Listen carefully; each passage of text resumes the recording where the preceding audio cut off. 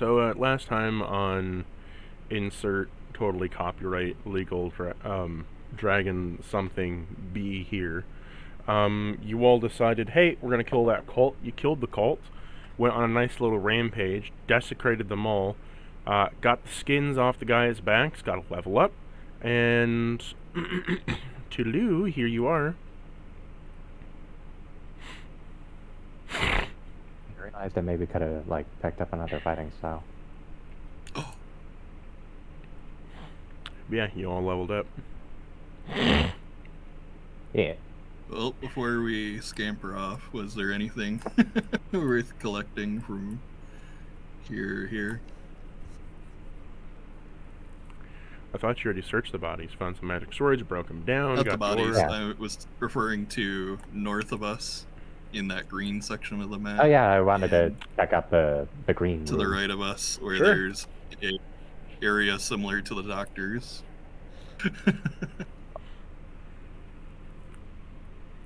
Cordova, do you travel up to the green mass that is there? Yes, by all means. You walk inside to see an emerald slosh. Wow. As well as steps to go into it, with a railing. I'm gonna squat down and Doctor, come quick. Cordova's being Cordova again. For the record, I'm not going to throw myself into it right now. What are you doing over here, my little experiment? Don't go into the slush. Don't even know what it does yet. Unless you know what this is, just by looking at it. That looks to me to be an emerald slime. Looks over. This is. Now, you just all talking slime. Slush or an actual slime monster? Well, it looks like to me to be an emerald slime.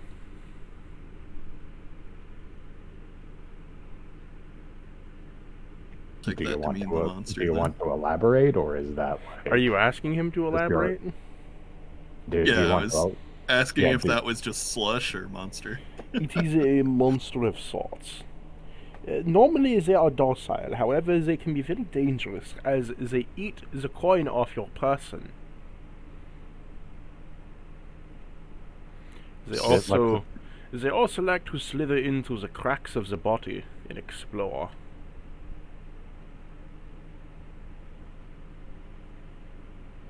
Cordova's gonna just give Alerce the look of obvious innuendo is obvious.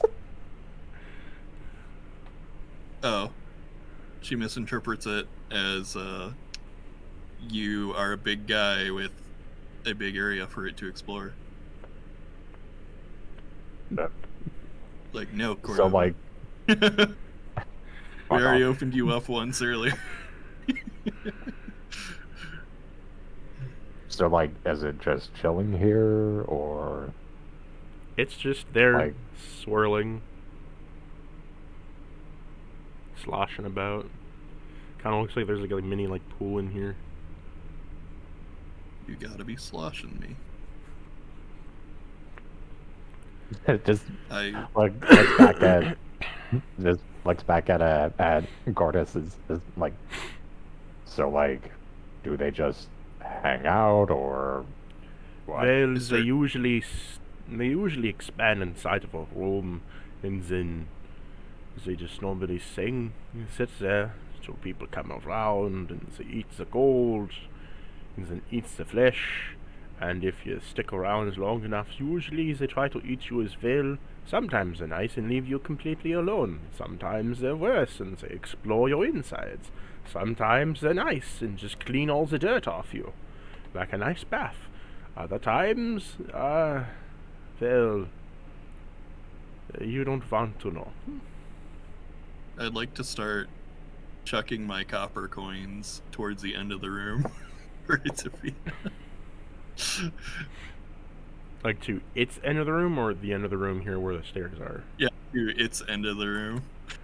You chuck copper coin as it goes tink and falls in gloop, as you hear a sizzling sound and then a kind of bump of the sludge comes up, as like a green sticky mass goes above the slurry of emerald sparkling and slips deep below. So did you mean gold as in just like currency in general, or gold as in like gold specifically? Currency in general. Yeah, because it's interested in eating what's inside you too, so it couldn't just be gold.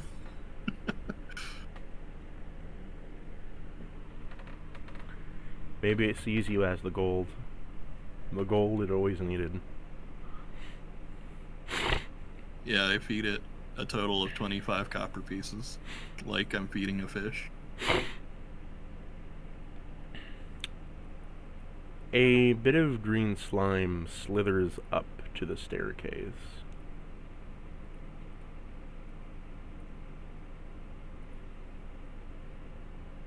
As it slicks over around your foot, Cordova.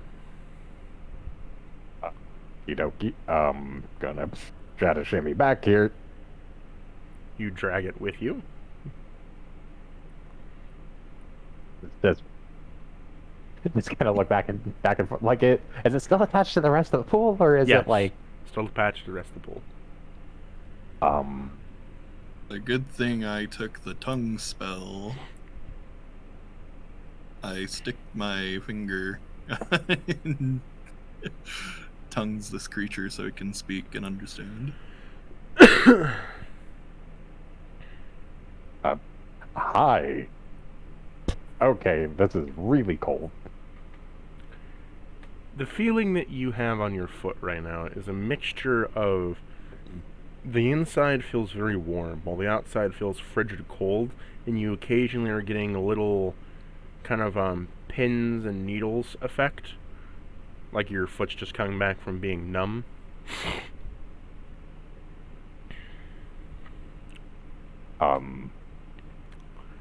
As it is currently digging underneath each and every one of your bone plates, and kind of it starts to crawl up your leg.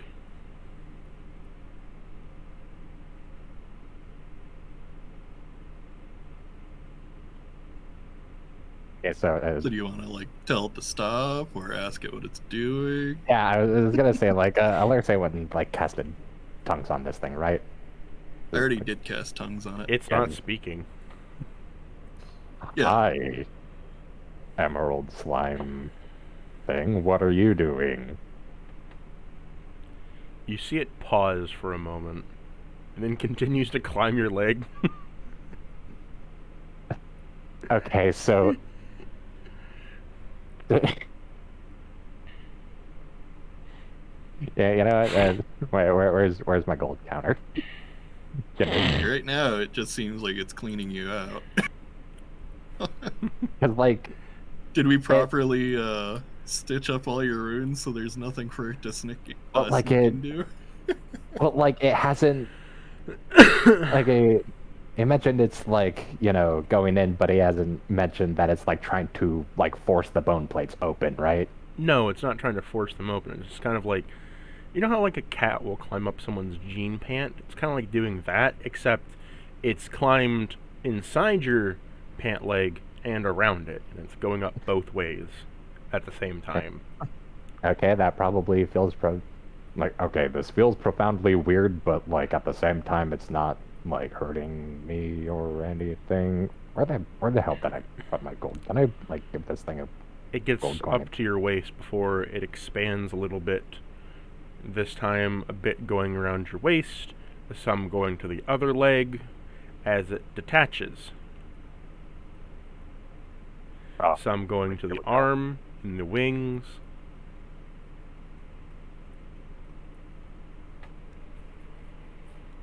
I'm morbidly curious now if your cape can eat it, but it is friend now. For now. There is one for now.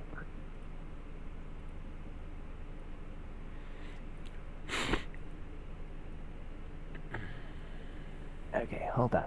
I'm legitimately trying to like navigate my sheet and figure out where the hell the gold counter is.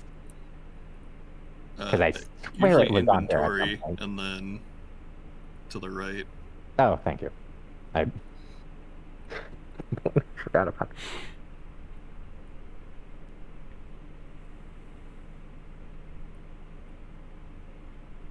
Yeah, just pluck out one gold coin and just like I guess pitch it into the into the pit. You pitch it into the pit.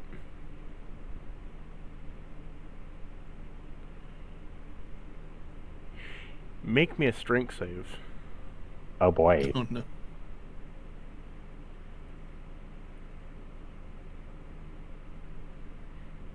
Well, at the very least, you got a +2 from being next to me.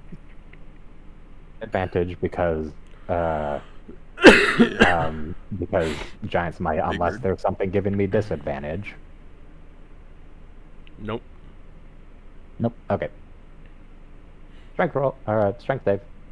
But not 20.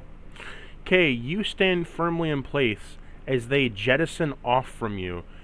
The one that was on your leg peels all the skin off your leg as it slides out from under you to dive towards the gold coin, taking your skin with it, along with the other one on your other leg.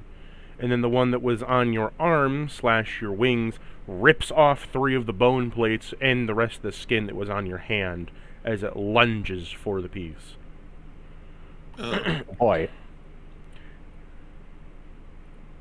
So Talk about is that damage? Oh yes, that is damage. You take 45 damage. Is that Weed, typeless comrade. or Is that what? is that typeless or Typeless, you're being fucking flayed. well, yeah, didn't know whether or not that was attached to like any of the physical damage types, you know? I don't really know what flaying damage would be. I mean, it like pushed off his skin, so I guess maybe bludgeoning. See, I would reckon slashing because that would be like I'd reckon tearing as adjacent to cutting. Now let's go typeless. Okay. So 45 damage, you said. Yep. I told you, I fucking told you. I told you not to do it. And what did you do? You did it. You did it anyway. Yes, you did, and that hurt a shitload. I'm gonna kill this thing. Don't go back in there. If it's already off you, don't go in it. Did you not learn this the first time it skinned you? And I will inquire Cordova how he plans to do it, given his weapons, even his blood weapon, have metal in them that the thing consumes.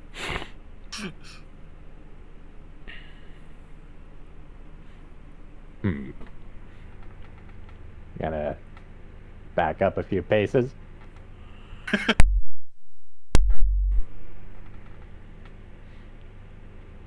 Good boy. And the schizophrenic part of me just immediately imagine charging forward and belly flopping into it, but that would be bad. Now that the small piece that she cast tongues on is part of the greater whole again, I don't suppose it's smarter now that it's a collective. It is, and you need to make me an intelligence save. Oh. Oh boy. Is that this both of us? magic? Yeah. Yeah, I get advantage. Oh my god, and that one in a 4. You feel your Okay, brain so- begin to be hijacked as you feel tendrils of the deep begin to slither into your brain. As I you don't suppose a hear... greater restoration is going to help me here. No, not really. As you hear a voice in your head as a almost skeletal-like hand is placed upon your right shoulder and having now a we're talking. purplish cloak, and as it's looking at you,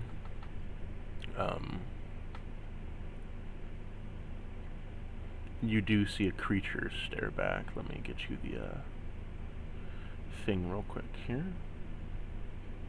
Is that you? What'd you say? Said, oh no, is that you? Only you see this. I know, I'm making the joke that I already have one person in my head. It has been a while since anyone has touched my pet. It is Oh god, a it's a photo. pleasure to know that you're here.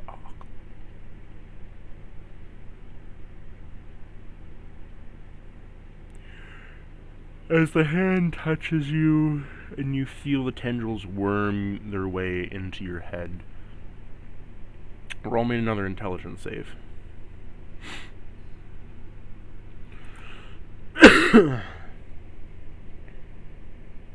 Oh, nat 20.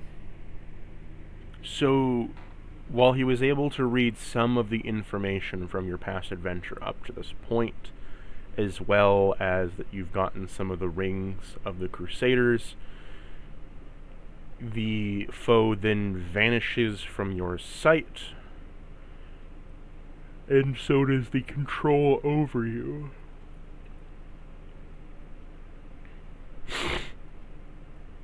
Now, do I know in character that that's specifically what he was interested in?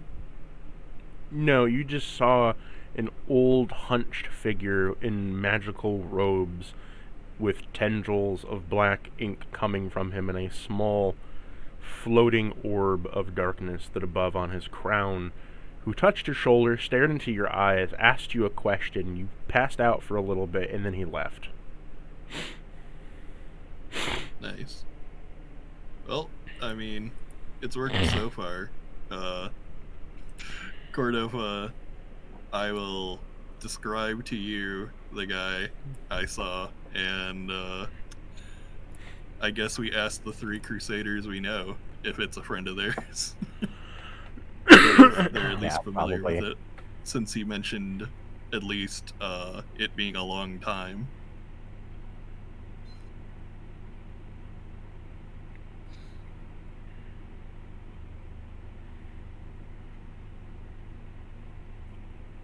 So what do you do, Cordova? Hoder and Odo. Cooperate with Alaris on trying to figure out who this guy is. Who do you ask first? Balder, probably.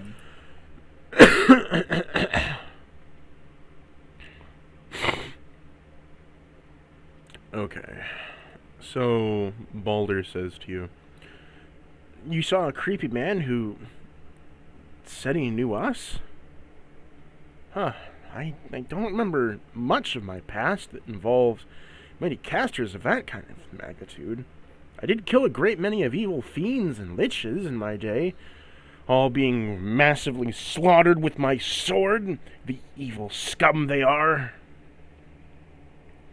But I know they were all epic boss fights of proportions and magnitudes and stories for the ages, but I don't remember much of them saying that they remember me.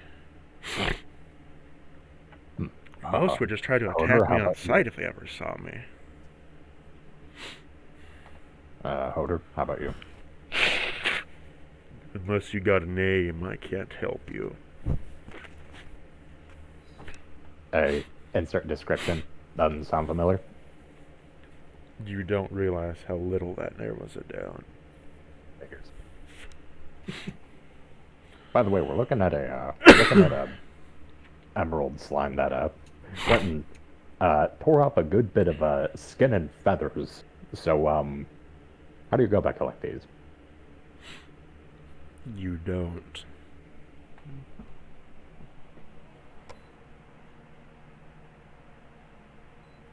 Well, I can't exactly just let something rip a good few square feet of my skin off and just take that line down. These creatures are what's known as immortals.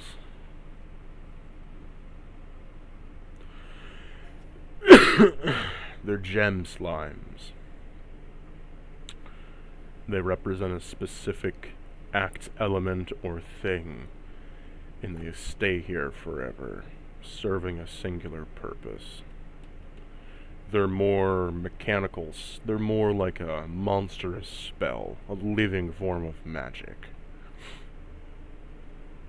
You can't dispel them and you can't kill them. If you find its heart, you can at least halt it or cause it to return back to its heart. Now, are they from here, though? What is what from here? Gem slimes. Yeah. Hints at a banishment spell. Gem slimes, you mean from the mortal plane? Yeah. Yes, they're built on the mortal plane. Okay. 'Cause, yeah, I think it's just like an However, astral whatever. Or the heart can be anywhere. elemental. Unless the heart is threatened, it can live any great distance from its heart.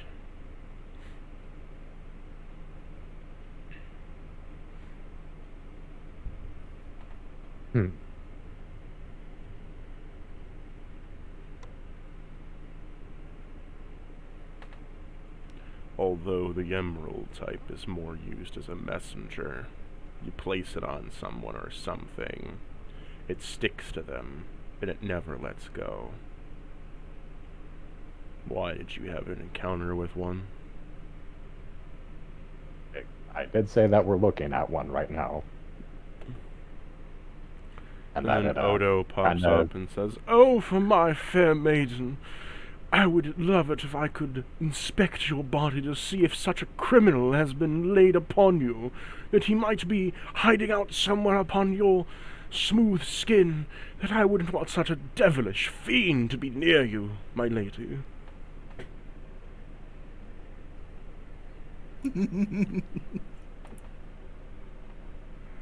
Latched on upon you. Oh, the horror.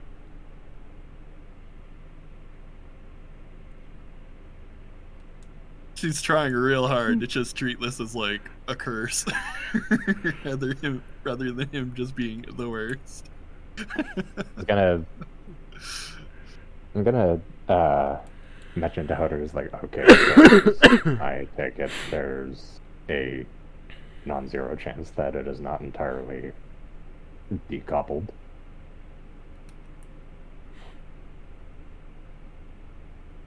Degobbled? What do you mean? Decoupled. Decouple. Yeah. If Alurse got bit with it, which if you tell him, he'd tell you, it's most likely still attached to her. Or them. Oh, wait. I'm not sure if it ever physically touched her.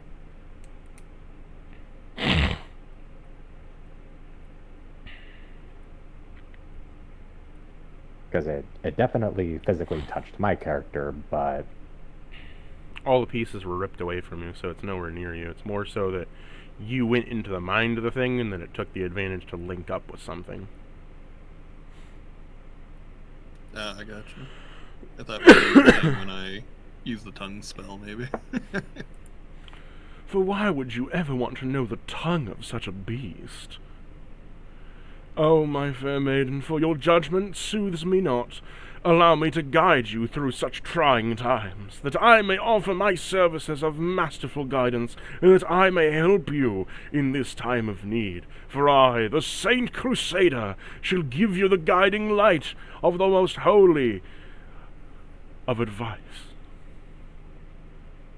Oh Blessing. gosh, I could Blessings really be use upon right you, now O a Naga. strong, silent, stoic type, if you could do that, Odo.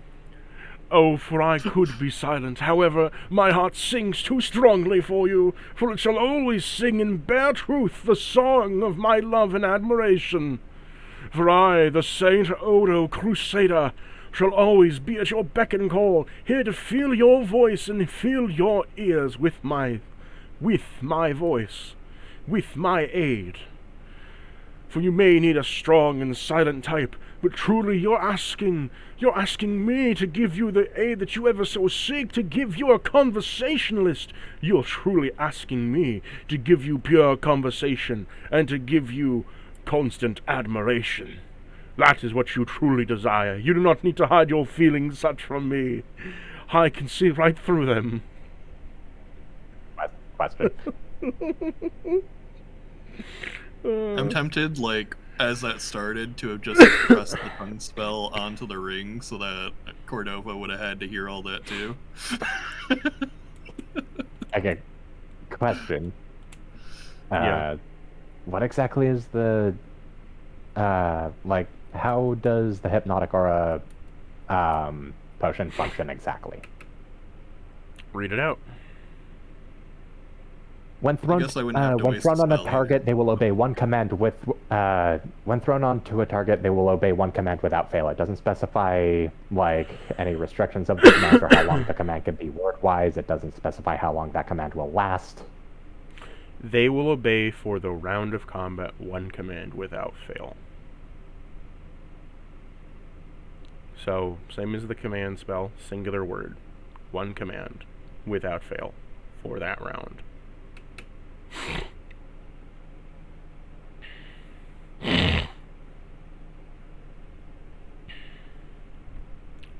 Okay, Yeah, I I was think gonna I say, know. I guess I I don't think need I to know how waste a to. spell. I think I know how to do this. For future reference, I'll Has- just tap the ring onto you whenever he starts talking too much. because I have one hypnotic aura potion. I'm gonna throw it into the slime, and I'm going to say isolate.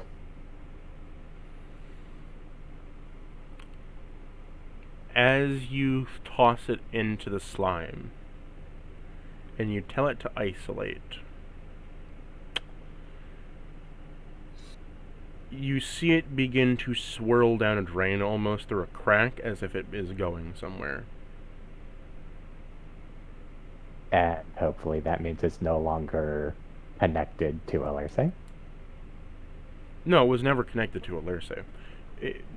They said they never touched it. It only connected the bridge between the between the understanding of minds. Well, okay, well, in which case I've gotten it to fuck off. And beneath the slime, there was an item. Well, I guess I'll... If provided it doesn't just immediately refill the room, I'll walk in and grab it. And start isolating. No, I'm not. What's up? I'm not that much of an ass yet. Yeah, I was gonna say there's a few ways I could foresee isolate going terribly wrong. Like, oh, you want me to isolate you all from each other?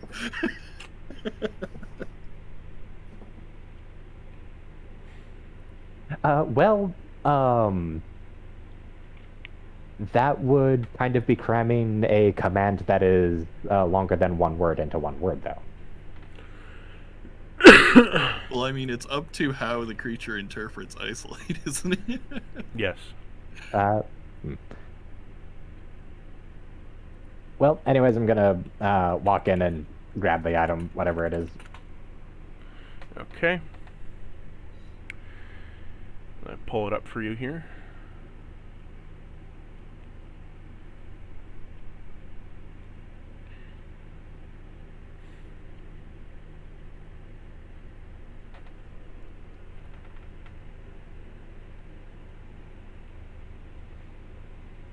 If my notes will cooperate with me. Please? Please, computer, please cooperate with me.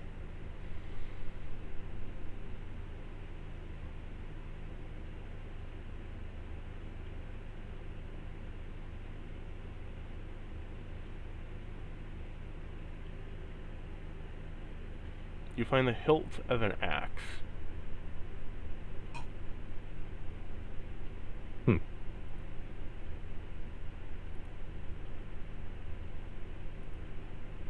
It's a hand axe. I was hoping for a foot axe. Whoa.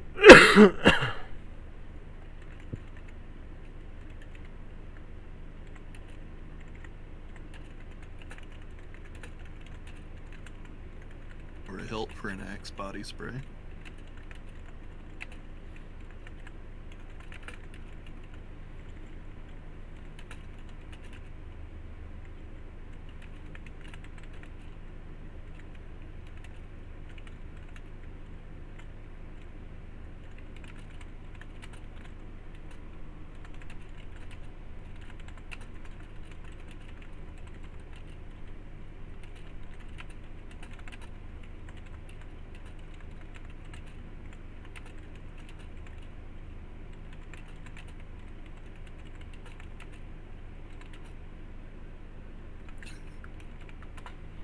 Oh god. You find the What do you shadow think the vein odds are? Oh, okay. as you pick up an axe with a silverish handle to it, glowing with a void-like aura around the bottom of the hilt and the top of it. The complete head of the axe being blackened with a purplish crystal and emerald encrusted into it. This weapon is when thrown into darkness or a shadow, it will attempt to hit a creature 20 feet around you, and it will keep hitting creatures as long as it keeps hitting the target, like keeps landing on it. Each time it hits a creature and it bounces, it will have a -2 to hit. Okay, so it ricochets, snowballing -2s until it misses. Yes. Yeah. Okay. That's on top of the hand axe's effect. Yeah, I was gonna look at the... Okay, one-handed weapons, hand axe. When thrown at an enemy, you, if you miss, you can hit it from next to him for a quarter of the damage. Nice. So when you do finally miss, it's just like, fuck you, take a quarter damage anyway.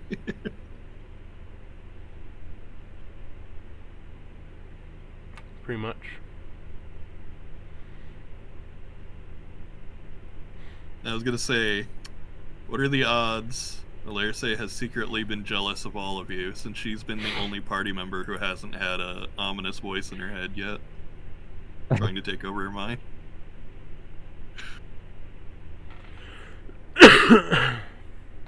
We got Tides, then Cordova, then Wanda. She was the only one left out. Yeah, no, that actually means that you have a grudge against Cordova, because Nerol makes 2 now. It should have been me, not him. It should have been me! Yeah, no, because there's that one, like, priest of whatever that was fighting against Shyly. Beforehand. Oh, that reminds me. You mentioned the big guy you fought in that. I was gonna ask Tellius about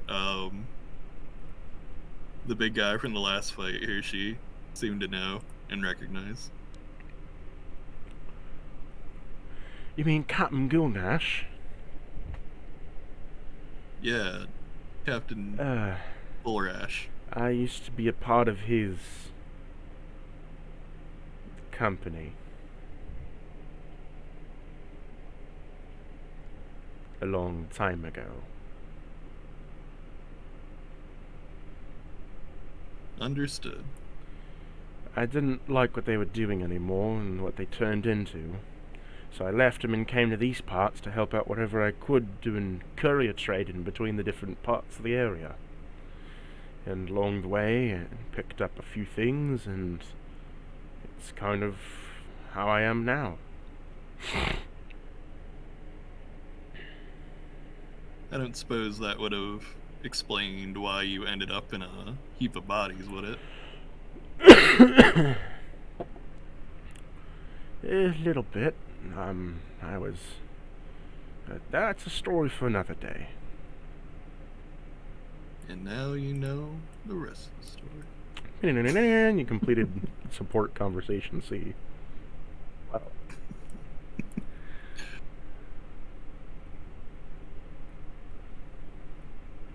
So where would you like to go to? Conversation is them asking for me to mess with their hand.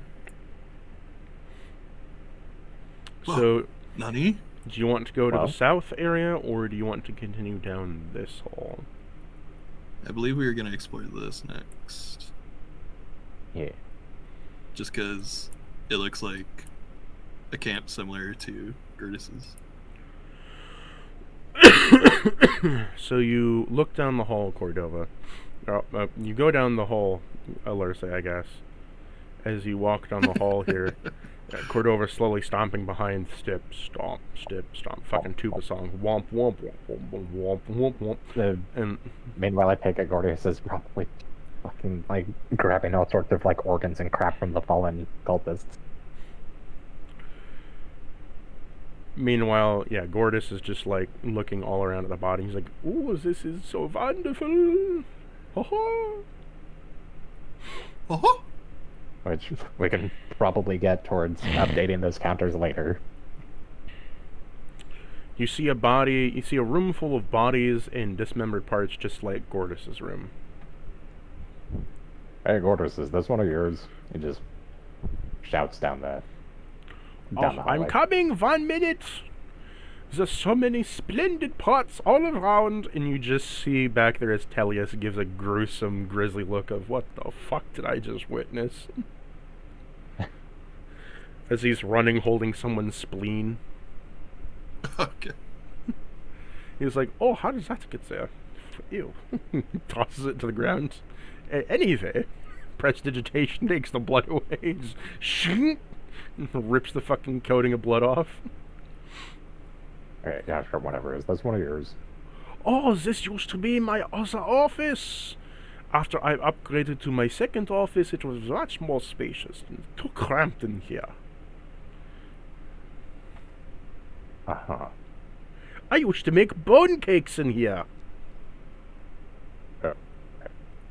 Now, when he says, like, "Oh, this was my old office," and he's making it sound like this has been a while, how, I guess, expired are these body parts? 2 weeks. Okay, it's not as bad. I used to be a baker of sorts, you could say. A baker of the mythical system. And I would make living food. Bone cakes. Why, though? Because they'd bounce around and they'd be all squishy and you could eat some and they were crunchy and full of all the nice insides. You could have infinite cake. Haven't you ever heard Cordova looks Jack down and at the Gordius, Beanstalk? the Warforged, when he mentions eating living food. Well, I had to try anyway. God forbid men have hobbies. God forbid, men have hobbies. Ugh. You walk down a very narrow hallway that appears to be just kind of caked up with blood and skin and all kinds of gore. As you see that he attempted to stitch skin to the wall and make candle holders, it didn't work out very well. Reminds me of home. Anyway. Yeah, I was ready to be, like, real upset with the idea he was going to collect those to stick them in Cordova if they had been too old, but I guess we're in that age range where I guess magic could fix it. Well, also, I think he's smarter than that. You wouldn't have left anything useful here, right? I don't remember. You see that a bone cake is hopping towards you. Hi, what the hell is this? Doctor, I don't think you finished cooking this one. Oh, he's perfectly cooked. Don't you worry. He's wonderful. Okay, like, not actually, but like when Gordius said, "Oh, he's perfectly cooked," part of me was immediately got the compulsion to just have Cordova hold up Faulty Barrel at it, like, "Oh yeah, it's definitely cooked." That's what you see. I just posted it to you. Oh, okay. Well, Not the cake with the most threatening aura I've ever seen, I gotta say.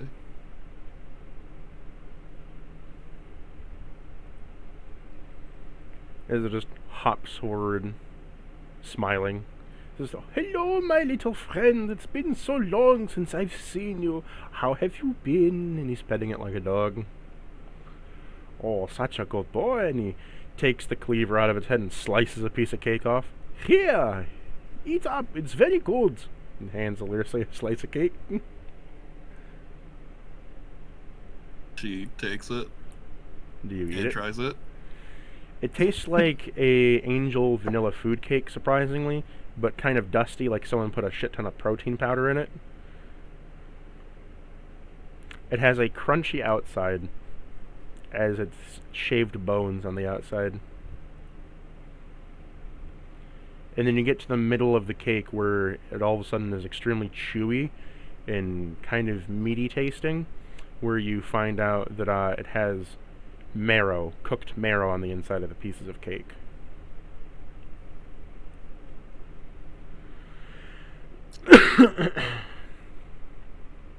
I mean, meat pies are a thing, so I don't think I can fault him too much there. And I have heard of using bone meal to make bread. It then hops over and starts munching on the bones that is in the pile as you see the cake slowly regrow like a slime, just as it reshapes. "See, the perfect infinite food source, and it tastes good. Do you want to try a piece, my little experiment?" Do you want the entire thing to disappear? What did you say, Cordova? Do you want the entire thing to disappear down my gullet in one go? You can try.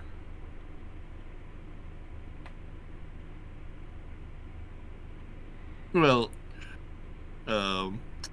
if he's facing the other way, Larce is like signaling Cordova, like, no, don't even. Come on, have a piece. It will do you some good. And just hop with a squelching sound towards you. You know what, buddy? I think I know my nutritional requirements, and I don't know what that is You're a composed of. growing boy who needs lots of the bone marrow. Eat the cake.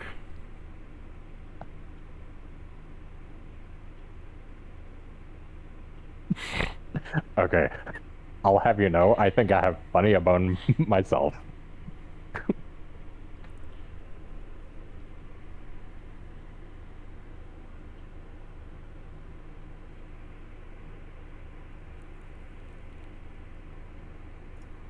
Just looks down at this like cake thing. It's just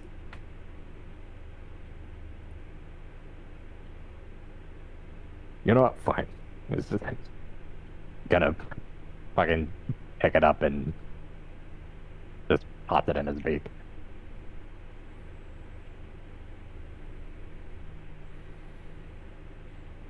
So you're eating it? Hmm. Roll me a con save. Out of game because I don't want to have to deal with this thing like trying to follow us around the entire dungeon. You wouldn't want the cute little cake to follow you everywhere?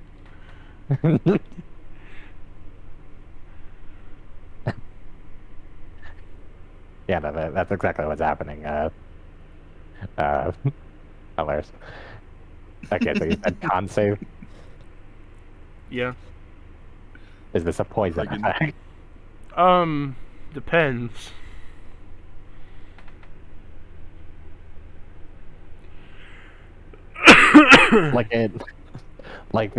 This isn't strictly like a thing where like I can pick and choose. This is like, does it trip the rune that's related to the poison resistance? Depends. Because I get advantage if this is poison. It depends. So do you want me to roll with advantage or no? It depends. How about I roll one with advantage and one at flat? It depends on the fact of, do you want to maybe have a mutation from this?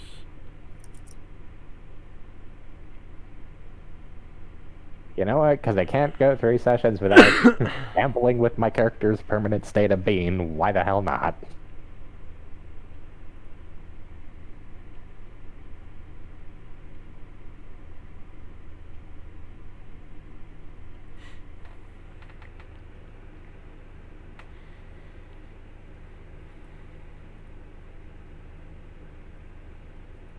Let's do this.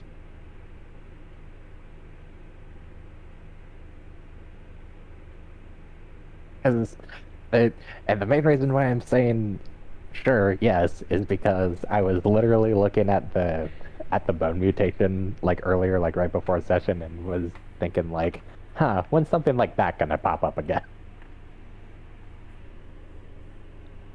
Right now. The answer is right now, apparently. Bone to be wild. So, con save at flat or con save with advantage?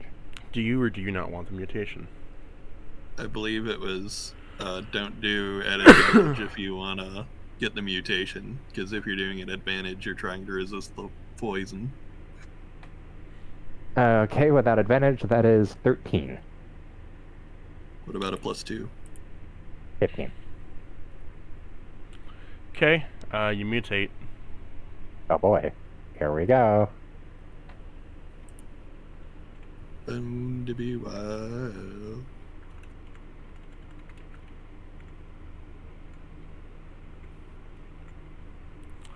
You said this thing had an assload of protein. Roll me a d20.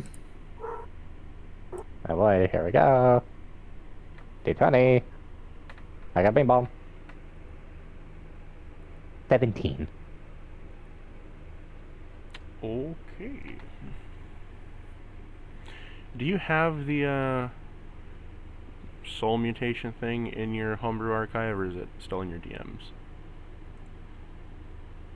So I think The the lich thingy.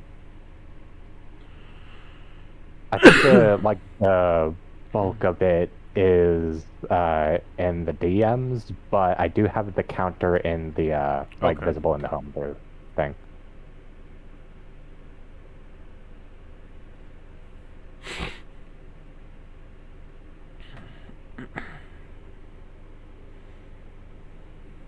Like, do you want me to like copy paste the entire thing into the No. homebrew I deal? can get it.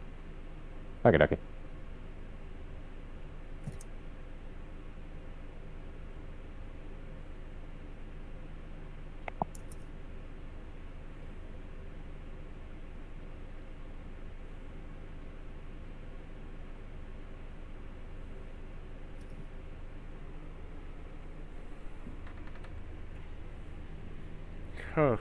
Oh boy. Huh. Oh, poor DM brain. That's up.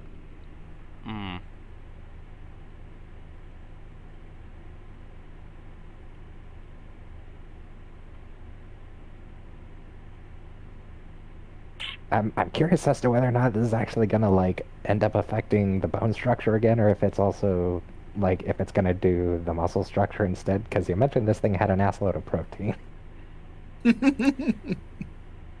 Yeah, you rolled pretty well on it, so, Your bones got jealous, so they're like, no, that protein's ours. Your bones are now growing muscle as well. roll me a con save to see how much damage you take from this. Oh boy. Constitution save. Yeah. Is that given the +2 with the large size thing? Sure. 24. As long as you're within 15 feet of me. You take 50 damage. Whoa. As you sprout an extra 2 wings.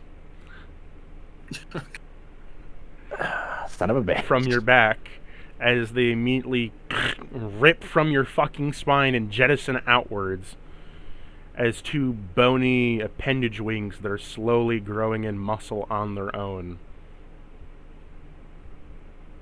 And I did recast a Warring Bond at the start, so we are still splitting. Wait, crap. So that means both the damage from the slime and the damage from that should have been halved?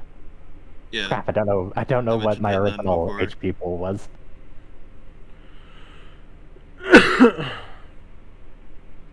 I'll just add 25 back and call it good.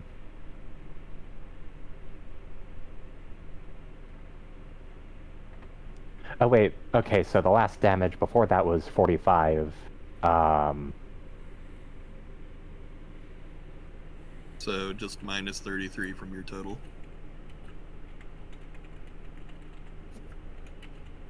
And you have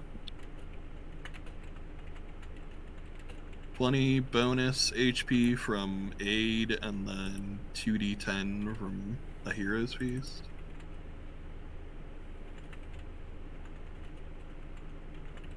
I got 9 from mine.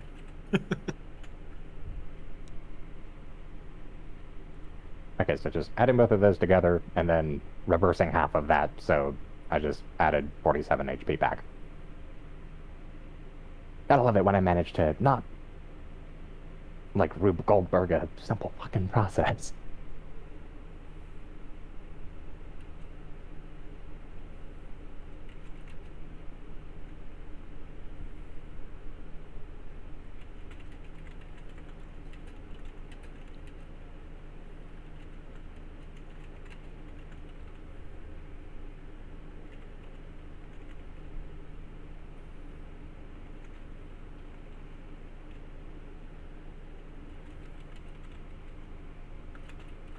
But yeah, no, like 2 extra wings, cool. My character just needs 2 more, and he can be a DIY seraphim. These wings are growing in white feathers instead of black. Oh, like it's just pure white instead of white, black, and blue. Yeah.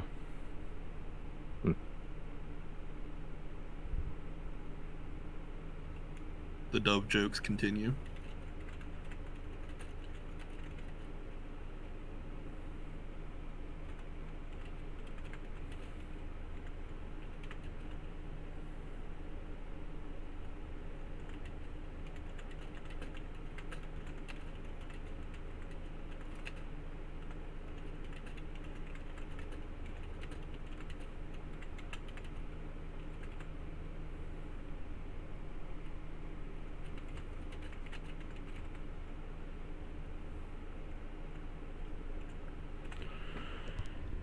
So you got 2 extra wings. Your flying speed is increased by plus 20 feet. And you can gust dash as a reaction. You can sidestep 15 feet. But if you do this, you can't use the plus 20 feet to your movement from the next 2 wings. And from eating all this bone in the surgery system,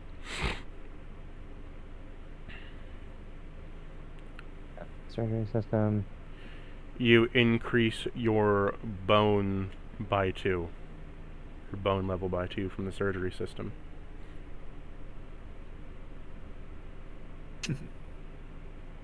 You're boned. Well.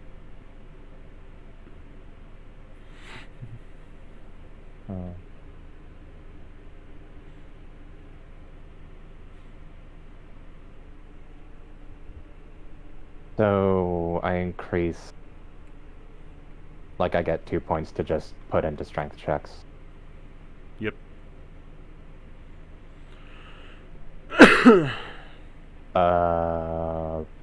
What strength related stuff is there apart from athletics?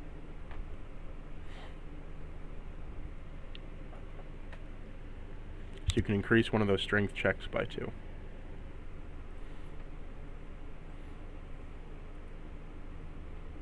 Yeah, no, that's the only one.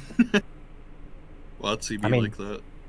I mean, technically I could do Smith's tools, but, like, I feel like athletics is probably going to be a bit more useful, right? Like, that, I'm not saying that, like, Smith's tools isn't useful, but I mean, like, athletics would make for better leverage.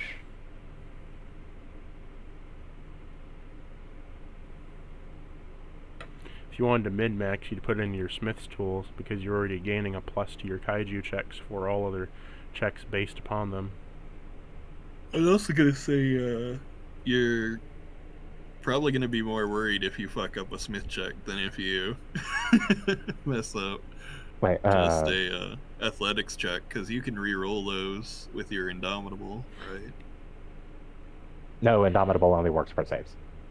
Oh, well, you at least get guidance and shit to help you with athletics. Wait, what was the thing you said, Cactus, about Kaiju shit. the kaiju shit? Well, because your kaiju stuff gives you a plus to doing checks that would relate to kaiju things. So if you wanted to push through a wall or get extra leverage, that'd be a kaiju thing. So you'd get a bonus from your kaiju levels. Oh,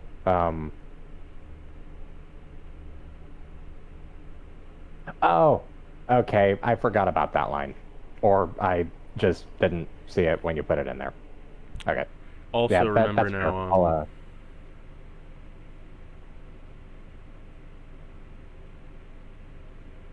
yeah, what's up? Never forget because you have 2 levels in your bone for your surgery, you get 2 points added to your bone mutation.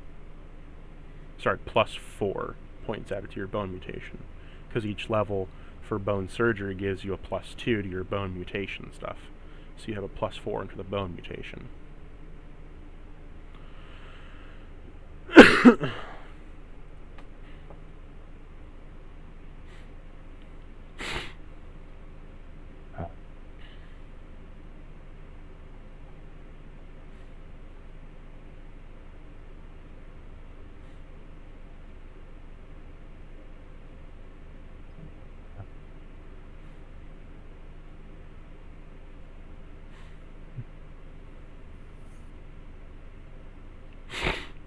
Wait, like, where's it say that?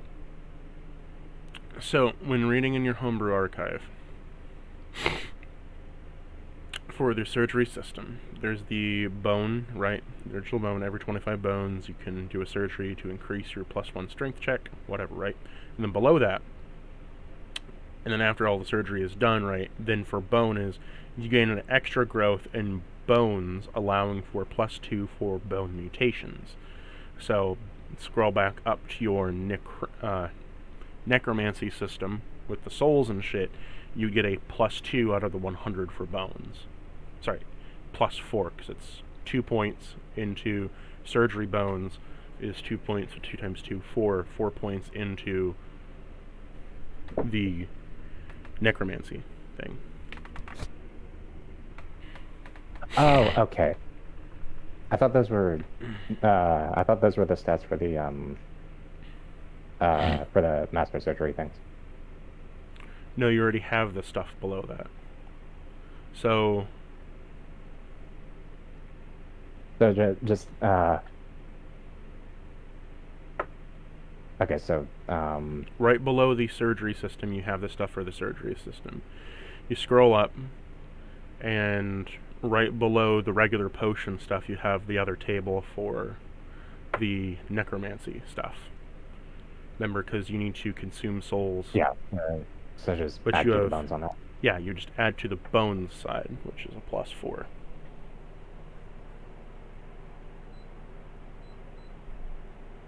Okay. But and then add to the smith stools. Okay. You have so many tables, you're forgetting what your tables do. Well, Actually, this might want to start putting into an Excel sheet. eh.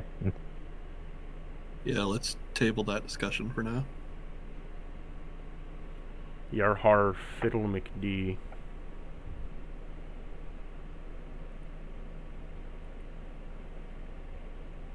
Okay.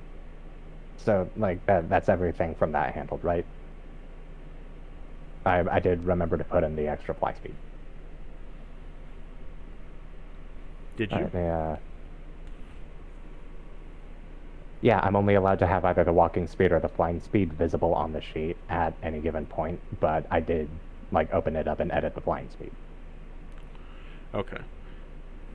Now your bones haven't fully healed yet for the flying speed buff, so it's still 40 for right now. That'll take about 3 days, as the muscle is an open wound right now.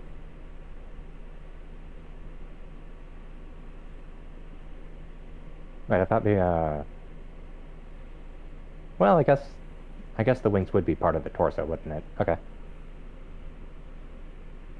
The wings sprouted from your back and slanted out of your body like an extra appendage, but they're still growing muscle. There's just a bone framework there. Oh, okay, so... The cake spurred the mutation, but it didn't give you the full thing. It just spurred the mutation, and you're getting the mutation. Okay, so like the actual, like, calcified feathers have yet to grow in then? Yes. Okay. You look like a fleshy So nugget. that... So,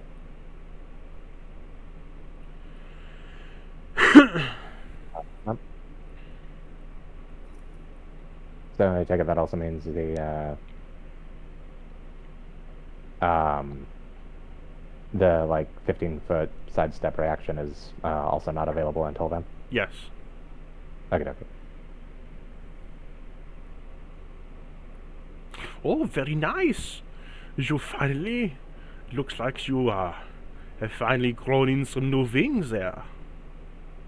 Yeah, thanks. Extra limbs is one of the things I was hoping to avoid, because that would get very weird very quickly, but I guess Oh, but these are helpful. They're not like extra limbs. Extra wings are different. Yeah, extra wings is probably the least weird thing that could have happened.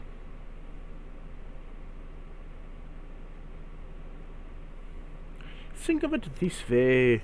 You could always have them removed.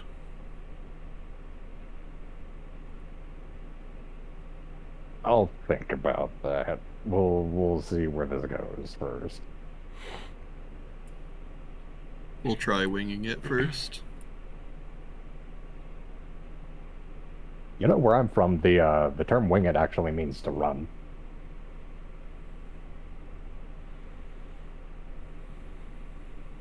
Because, you know, non-flying folk, they say leg it. Do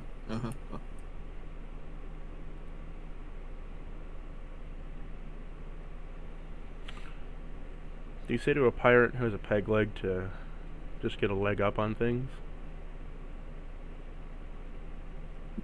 Tell him to seize the day. Always be a step ahead. You say, you tell him, man, that is really low. I never pegged you for that kind of guy. Damn, I was literally about to make a peg joke. Peg legger.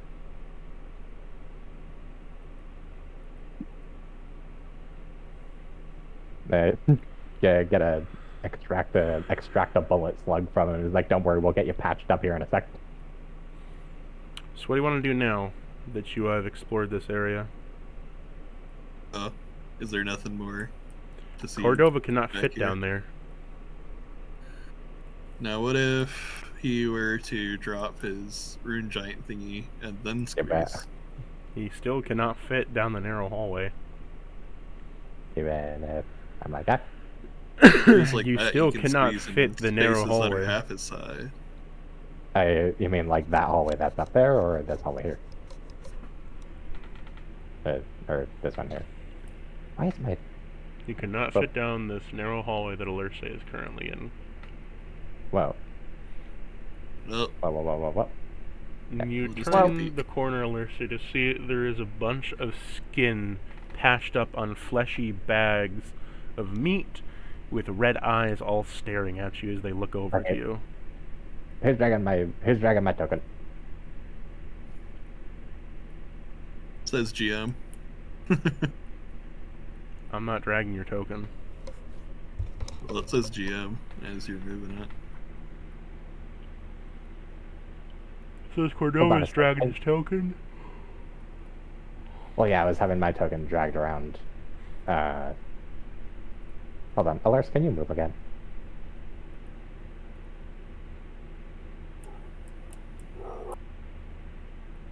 Yeah, it says GM.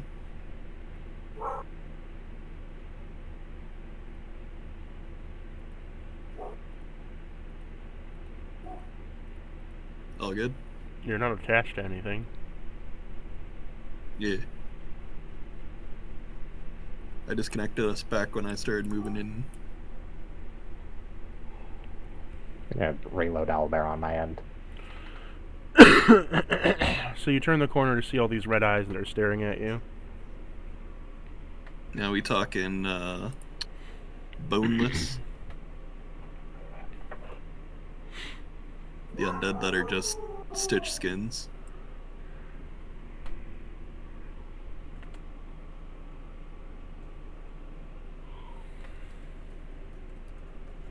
Yay, nay. Nay, nay.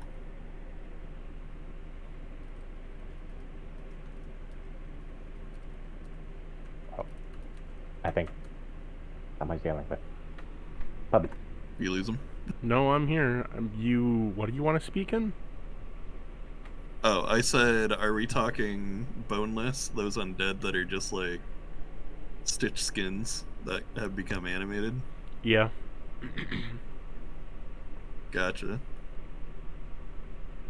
I guess I'll call down the hall asking if the doctor made them. Oh, you mean my little children? Yes, I made these. They are my little... Well, you could say my other experiments. Oh, there's Larry and Jerry, and there's Jennifer and Lucy, and Gildemore, and Not Gary. Valnor, and Tire Iron.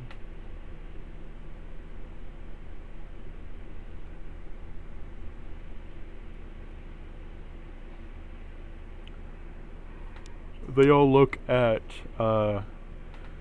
Gordis as they kind of shift around and moan. So should we be taking them with? We've got other friends of their kind that they could play with on the ship. Oh no, we just leave them here. They're meant to be together. Yeah, they'd be together on the ship. He looks to you and kind of nudges your arm with his like elbow and says, "No, they belong here. It's a family." Huh? Alright.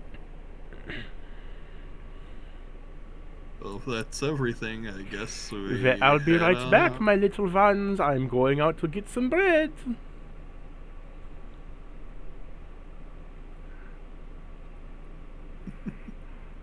I'm going to get some milk. I promise I'll return this time.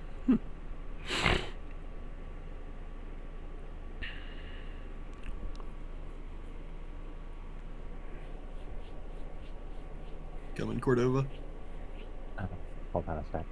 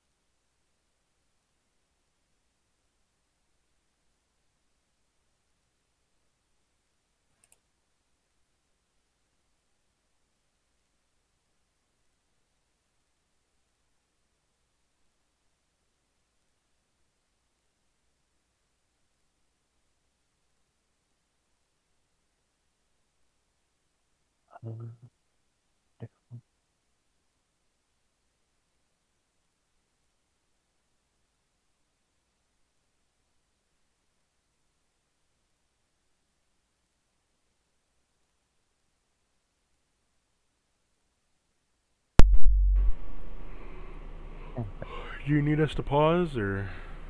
No, we're good. Also, someone dragged my token again. A little bit. I I assumed you just meant that you were messing with something on your D&D Beyond sheet. I was looking at Homebrew, okay? Please try not to punk my token around. Including now.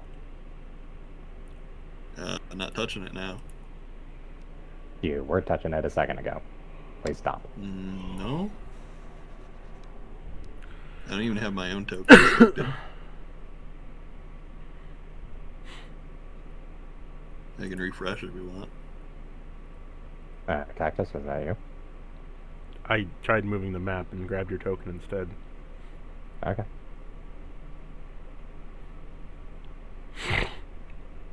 Well, all I Where can would think you of all like left to go is now? the walls. Are we Oh, interested in the walls? Interested in the waterfall? There are the white wall, which is probably your paper friend, and a black wall, which may lead to more rings.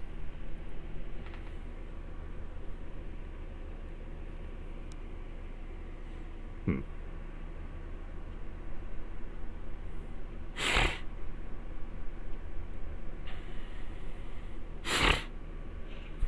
Hmm.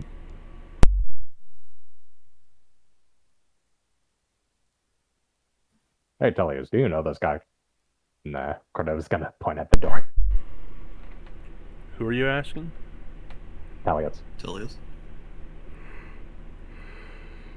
I mean, they were there last time. You ran into them. Do I know who? I don't. The paper wizard guy that tried to grab me. Not that I know of. That just changed your accent again. Not that What I is- know of, love. There we go. I don't really know him for sure, but I'm sure he's somebody. Somewhere. Yeah, just not anyone that I know. Gordus, you ever heard of the what's his name that talked about flaying my soul or whatever it was? You mean Sorcerer Igni? Yeah, Well, I did run into Sorcerer Igni a few times. However, he's mostly worthless or completely... how should I put it? Uninteresting. He doesn't pose much of a threat as long as you don't engage with his traps, and if you just avoid him, he will avoid you. He tries very hard to be a master of disguise and trapping, however, it gets in the way when you're always made of paper.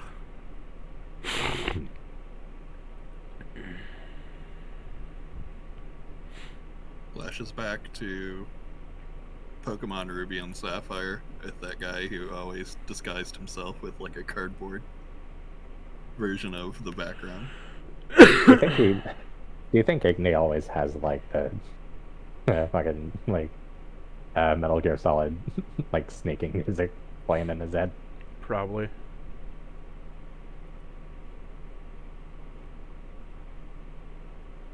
Casually tolls the head. You see an eye, a red eye, kind of poke out, attached to a piece of paper as it's looking at you.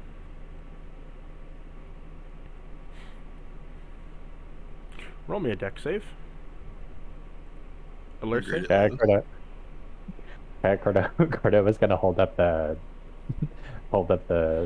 sword like wizard speak paper. 18. You backstep 5 feet as a maw of paper comes out to try to slam shut onto you as it clamps down and slithers back into the paper wall.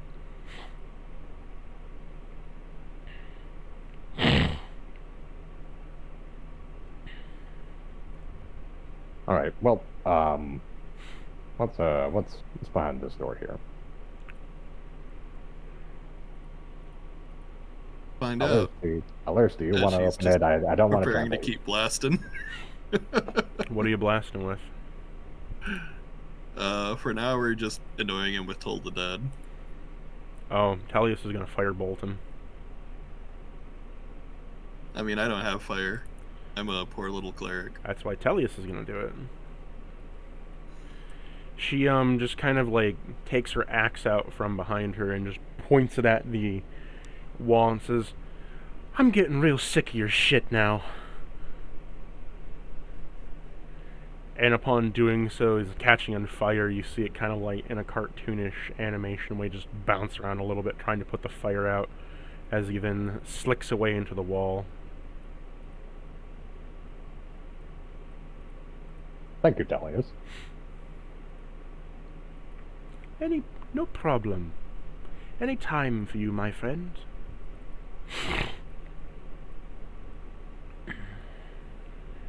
I will also thank them and then get consumed by the thought, I wonder if I could have done that if I had just minor illusioned the feeling of heat.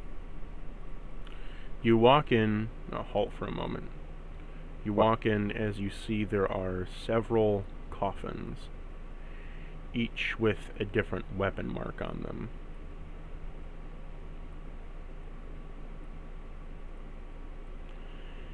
You also see at the end of the hallway there is a double set of what appear to be church doors. My expertise.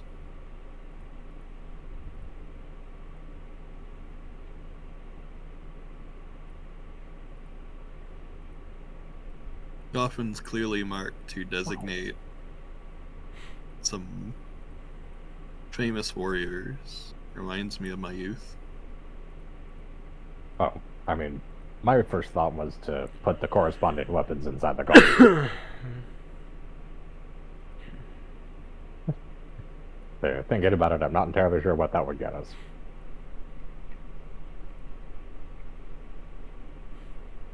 May just get you dusty weapons, but I mean, that's not the worst.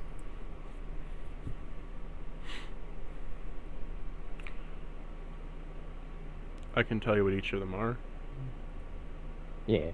Well, what kind of weapons are on these coffins? A sword.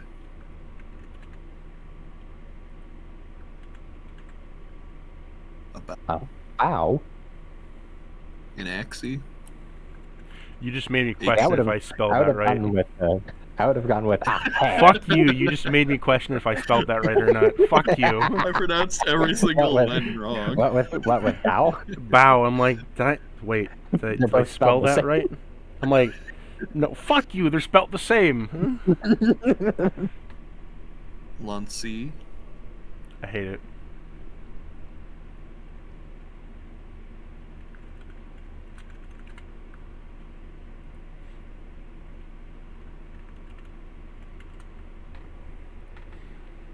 Well, Torch. a torch as a weapon. Improvised weapon, obviously. Unless he's just got like a fucking flamethrower in there.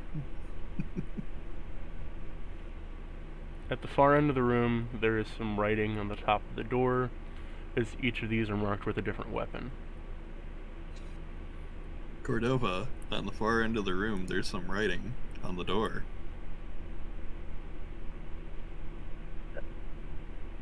Do either of you speak Arakocra? OJ, I wonder if my Arakocra character speaks Arakocra. You would be fucking surprised how many times I've run into Arakocras not speaking Arakocra, because I picked the variant Arakocra. The Variacocra.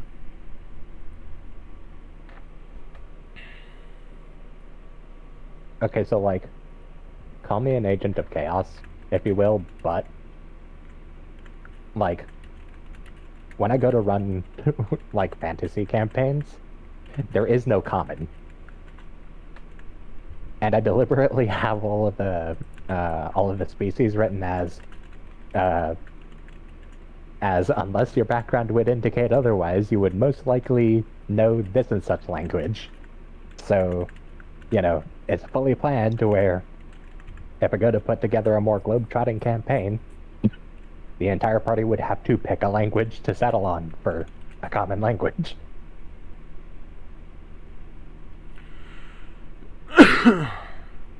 So what that door do?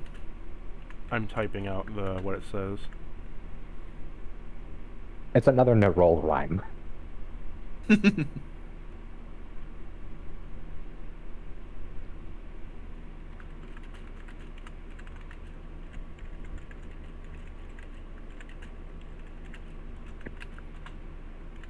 Or it's Dracula flow.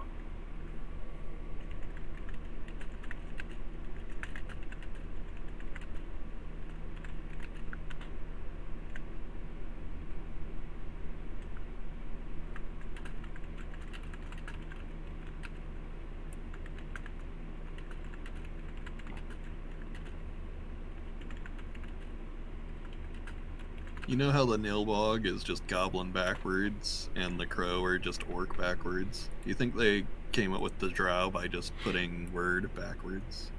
Or maybe sword backwards for drows?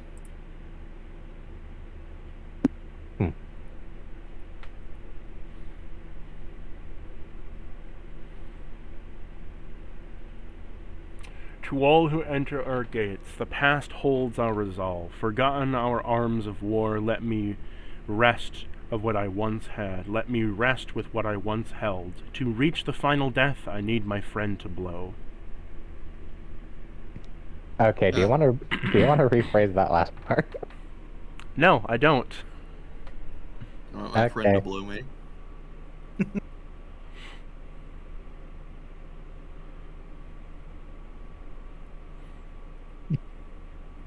Maybe they meant my friend to bow. Let me check the bow first.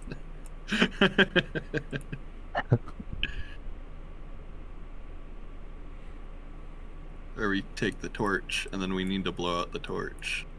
No, it's actually I need my friend to BBW. It's just written in a weird font. Take 2 psychic damage.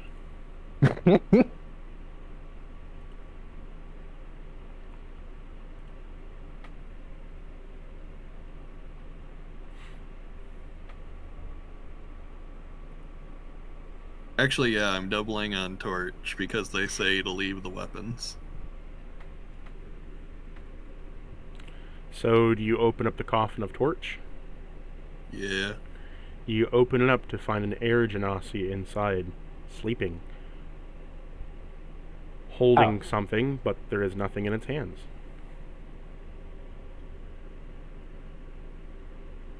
That.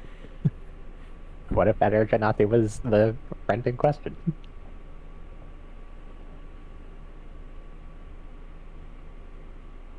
I mean, they need their friend to blow. So, tongue spell, and then wakey wakey sleepyhead, we need you to blow the door open. Nothing happens. Oh, they're mega EP.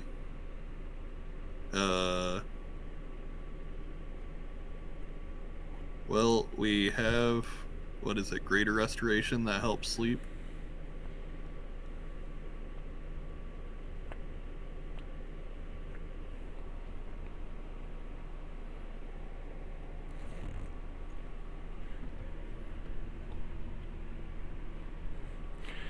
Do you want to cast Greater Restoration on it? Can I, like, walk over to the Zax one and, like, pry it open? You can. I mean, we know the other ones you have to leave their... Well, they say, let me rest with what I once had, let me rest you with what I once open held. up the... So let me just do this real quick. like, the thing is, I'm saying, like, we don't know if those actually have their weapons inside of them until we open them up. You open up the axe one to see that it's a fire elemental inside, holding something, but there is nothing in its hands. Can I, like, poke at... So yeah, we do need to maybe go in here and grab a Can weapon. can I, like, poke at where the thing in question would be to see whether or not there's actually an invisible thing there, or... There is nothing there. Okay, can I put the shadow hand axe thing in his axe? You would, but the hilt doesn't reach far enough down. Oh boy.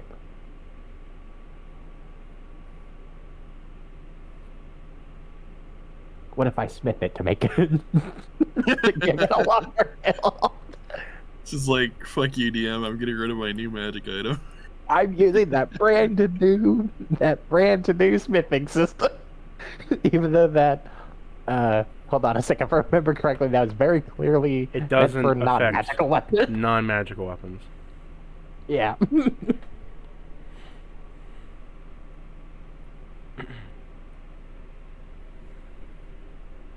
Well, I guess we inspect this other door. It is a door of inky black void. Gonna shut the lid to the coffin before leaving. Same. You try to, however, it does not shut. Whoa. Okay, I guess I'm leaving them I there. feel like I know what you did.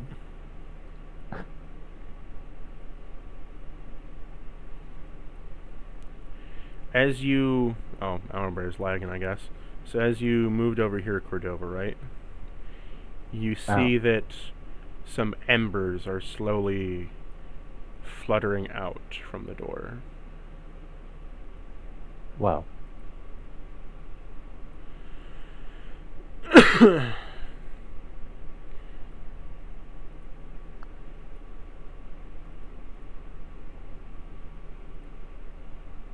Well, we don't have ghost eyes to see whatever the fuck's going on here, so I guess we try to spell magic. Wait a minute, real quick. Yeah? What's up? Before I leave the room, this says bow, right? Yeah? Does the shape of the bow imply a short bow or a long bow? Or... You haven't opened the coffin yet. Well, it's got an insignia on the front, right? Yes, it is looking to be a crossbow. Oh. I could open it up and...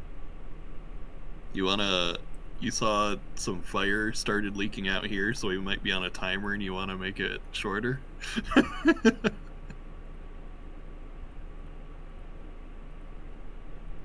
You open up the door to see there is an ice elemental that is holding what appears to be a bow, but there is no, like the others, there is no bow, or there is no weapon. And I put my heavy crossbow in his hands. As you put your heavy crossbow in its hands, the ice begins to kind of cover up the weapon slowly. As it then, the weight of the heavy crossbow is enough to shatter the ice off of it from ever gathering. As each time that it raises it up, the ice forms a little bit and then it cracks as it then goes down. Upon doing so, the coffin door shuts.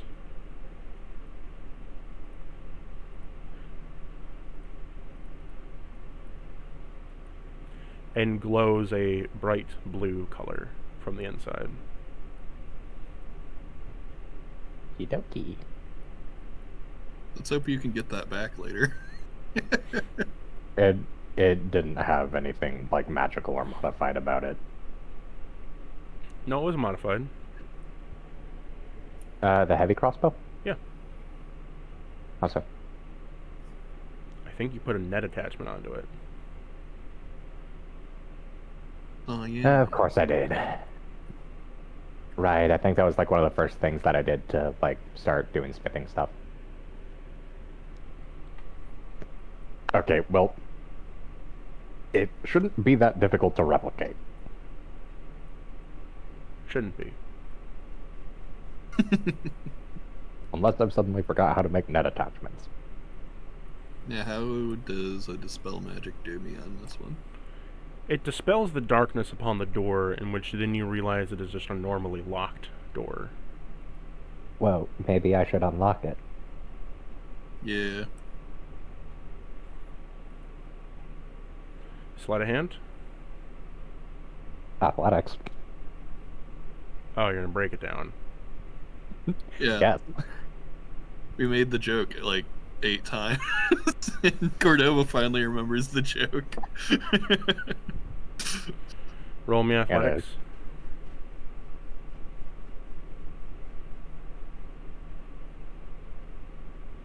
I got main palm.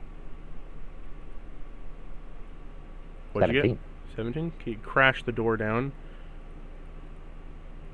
Well, Wham!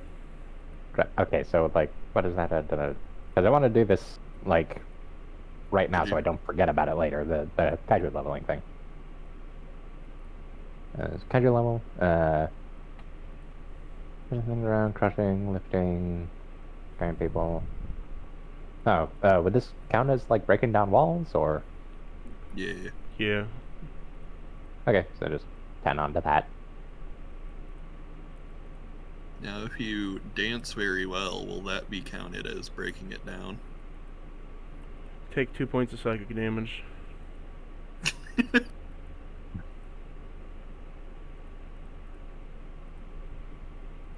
Worth it. Okie dokie. You That looks see like a a crypt. large tomb inside. It reminds me of the one my other half was in.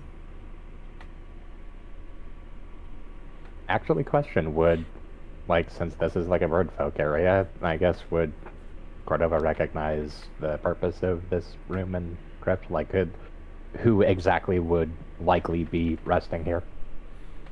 Well, we know there's some Roll me crusaders a resting here. history check.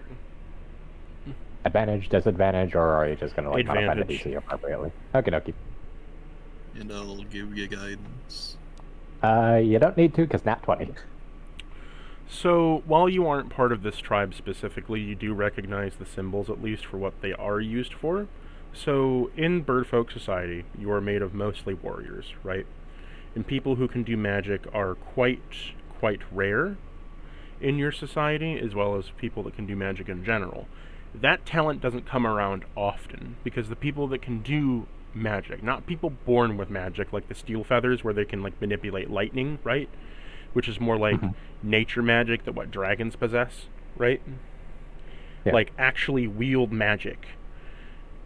Those are rare within Aarakocra folk, because it's not something they can naturally come accustomed to. There's a lot of legends about Aarakocra dying to magic, where they would try to use something like fire, for example, and they would fill their bodies with the arcane of fire, and they would explode, roasting from the inside out, or they would use ice or so forth, or whatever, right? Well, Usually, you know what that means? That means that my character needs to learn absolutely nothing from that and try to just fill himself with pure transmutation magic. Clearly, that's the reasonable way forward. Sorry, and keep so, going. well, it's for the elements, and so, however, when they can harness elements, they usually stick to one element. They don't usually diversify all that much, because mastering an element is a matter of life or death. Why would you want to take on two, right? And Yeah. who knows if you could even master it. Say you have a master over fire. Can you try to master wind? Sure you can. You could also fucking rip your wings apart and die to it too. So just stick with fire.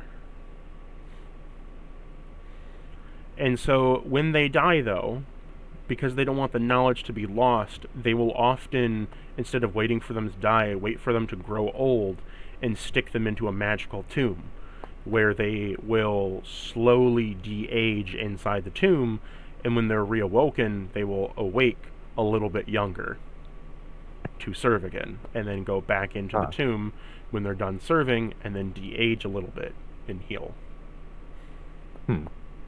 Allowing them to either write things down, pass along knowledge, come when the time is needed, that kind of thing. Okay, so this is essentially another, like, specially crafted chamber to notify liches that they can go fuck themselves and that they're wasteful assholes. This is like Captain America. Wait, what do you mean? Well, what Because I he got said or what frozen I in the said? ice. What you said. I think because they de-age, right? Oh, yeah. And they can eventually just come back out. So they're not exactly going to die of old age, are they? They can still die to old age in a way. Also, it's not... Even though it's de-aging them, right, and it's healing them, it still takes a mental toll on waking up. Kind of like the whole Warhammer Dreadnought thing. It takes a toll just to wake up again. And sometimes shit can be lost upon waking up. Okay. So you don't ever really want to do it often. But if they are up, they will age a little bit faster. So it's this back and forth where eventually life will catch up with you and just kill you. But you can stave it off for a while. It's not infinite, though. Still, I feel like this is like one of another, like, you know, increasingly growing pile of, you know, alternatives as opposed to, like, going off the deep end and becoming a straight up lich. Yeah, I was laughing at one I found permanently... that's like you can straight up, if you're like a 3rd to 5th level wizard, you can already accomplish a ritual that's just like you throw your consciousness and do some spider webbing. You control it like a body, you keep all your spells, and there's like no negative effects. And it's like they said even in the lore, it's like a lot of spellcasters choose this because it's not nearly as hard as the Lich ritual to fuck up. Anyways, I guess It's just like, oh yeah, I'll just do this. The only thing that really comes with it is you're weak to fire, but I mean, okay, so I like guess if you're not a combatant. I guess does this tomb have like, you know, a name on it, like who that person is, and I guess like if necessary compare, you know, when they should be woken up, like if it's written down on the tomb, like any recommended dates to wake them up versus like what date it currently is. Well, he did say they wake them up when they have to like ask them something, and we don't really have any questions for him. Well, we don't know exactly what kind of wizard this guy was. That's why I'm saying I want to like read over the tomb.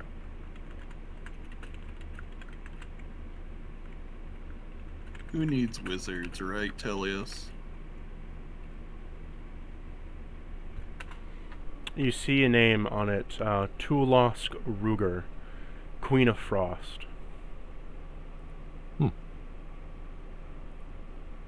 Alright,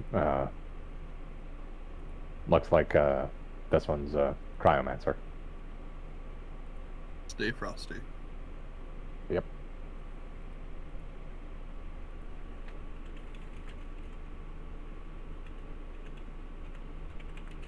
Last time it was woken up, there was a time, they kind of like scratch out a date and then write a new one kind of etched into the stone when the last time it was woken up, about 20 years ago, which kind of coincides with the war and such. Yeah.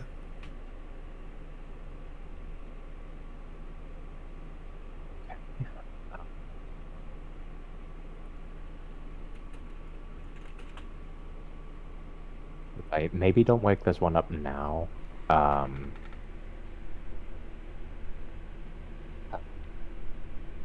Maybe don't wake this one up now because I reckon that, like, whether or not to wake her up should probably be the Steel Feather's call, right? I assume. So, is that ours? Up to you. Yeah, I said I would assume it's up to them. Yeah, Cordova's gonna leave her alone.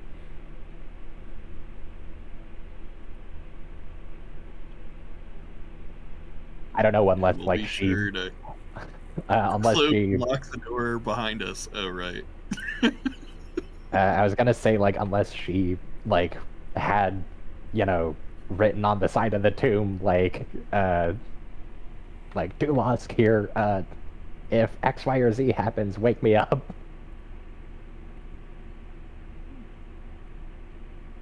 Nope.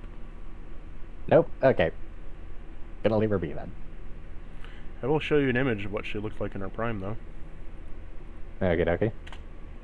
I mean, given it's been 20 years, I wouldn't be surprised if that's probably what she looks like if she were to come out. Huh, nice. That one is made of bird. Is it though? Hey. Hey, yeah, bird. Looks kind of Drake-ish. It's a bird. Well, one of these days we're gonna run into like a village of bird folk that's like not part of any of the major tribes, and it's just half the time, like just for fun, they just run up and point at each other, going, "Hey, ya bird!" well, I guess we didn't find our weapons in another room, so I will request Tellius ignite a torch for me real quick as I hold it out. Tellius walks over and just kind of like touches it, blowing into it as a torch lights up for you. And then I will The door opens up. Whoa, Tellius was the stick it friend. in the hands of the air elemental. As you stick it into the hands of the air elemental, the air snuffs out the torch. Whoa. Whoa. Well, they can at least still hold it, right? Nothing happens, though. I reckon maybe that's the last one that needs to be done. Maybe. Well, you got my hammer. Oh yeah, that's right. We can just, like, peel this one open and see, like, how heavy of a hammer it has to be, right? You open it up to find a thunder elemental inside, sorry, a lightning elemental inside, as it is crackling and it is holding what appears to be a singular hand as it like raises it up for a hammer. It appears to be like a single, like a one-handed hammer. Yeah, light a one-handed warhammer. Okay, yeah, so that should be like the bronze hammer, right? Yeah, the bronze hammer was a light hammer. Gonna go. Do you try to put your hammer into it, Alirce? Well, I handed it off to Cordova, that's why I mentioned it. It's Wait, bound, no, it's that's bound right. to you. You said it's bound to you. Yeah, and we cast Remove Curse at the start of the day. It didn't remove it. Oh, well, I'll put it in here, I guess. You slide it in as it grabs it, as you try to move your hand away, and you feel as if your soul is almost being ripped from your body. Roll me a con save. Oh, yeah. The game for that hammer 12. again. You lose all your coinage and take 25 damage. 25. Alright. However, the hammer is no longer cursed to you. Whoa. Yay. Upon it holding the hammer, it begins to fuel it with lightning-like power. However, the coins scatter and ricochet the lightning all across the area, and upon doing so, the door closes shut with a light yellow lightning, a light yellow aura coming from the cracks of the door.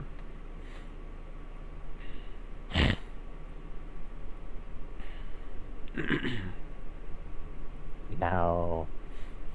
I mean, on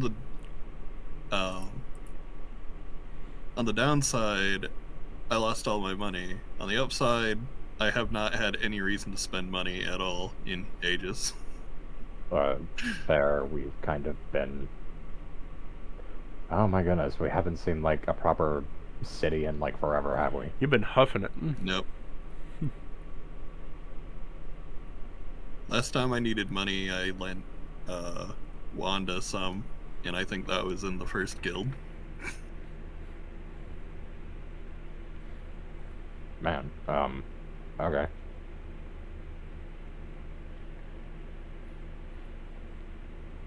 Well, I've been trying to avoid this, but the lance. Do we even have a lance? I don't think we do. Do you have a spear of any kind? Not to my knowledge. You could have always Cordova try to smith one. Yeah, I guess that works. See if we have a spear. Water arrow. I got a mace. Crossbow. Multi barrel, longbow. Banner hammer. Yeah, we don't have a spear. So yeah, I guess while you're at it, might as well. I mean, yeah, to be fair, spears are probably going to be easily the quickest and easiest to make. I mean, you could spend like short rests trying to craft your weapons. Yeah, I was gonna say, might as well just try and bang out a few weapons. That's probably a decent excuse to like try to get some smithing levels in, right? Yep. So, do you want to take a short rest then? Yeah, sure. We'll go ahead and we'll make the weapons here. Do you want to do any of your cooking stuff, Alirce? Oh, sure. What's the worst that could happen cooking in a place like this? Roll your d6 for your cooking. Meanwhile, you roll me 2d20s, Cordova. 5er. 2d20s? Yeah, for the table of 40. Okay. So a bourbon cake again. Whoop. So that is a 6 and a 1. Well, you're adding them together. What's the total? Oh. 7. So, arrows. You crafted some arrows. Ka-chink, ka-chink. You got 10 arrows No, out but of these that. are too little to be a spear. Okay, question, like, are they... Okay, I want to know how, like, absent-minded my character was. Did he make him-sized arrows or normal arrows? Normal arrows. Damn it, I can't even use these. You imagined a spear, but your mind was a little too small. Thus, you created smaller spears called normal arrows. Alright, hear me out. You snap off the blade part and their torches.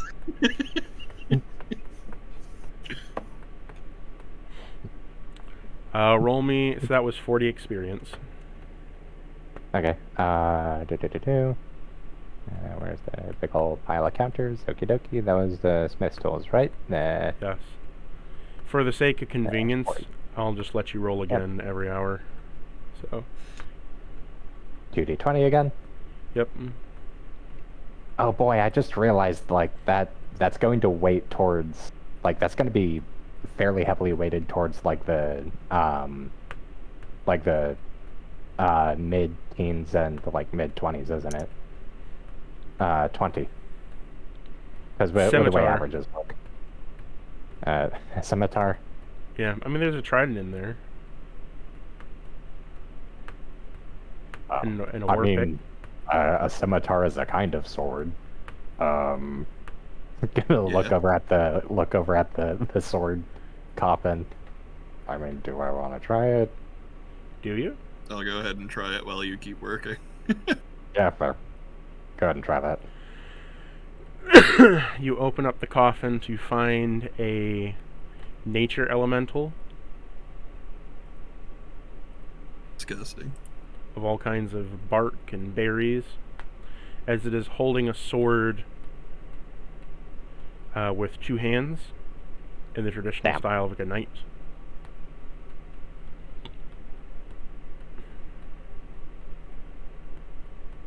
So, a scimitar is probably not going to be big enough.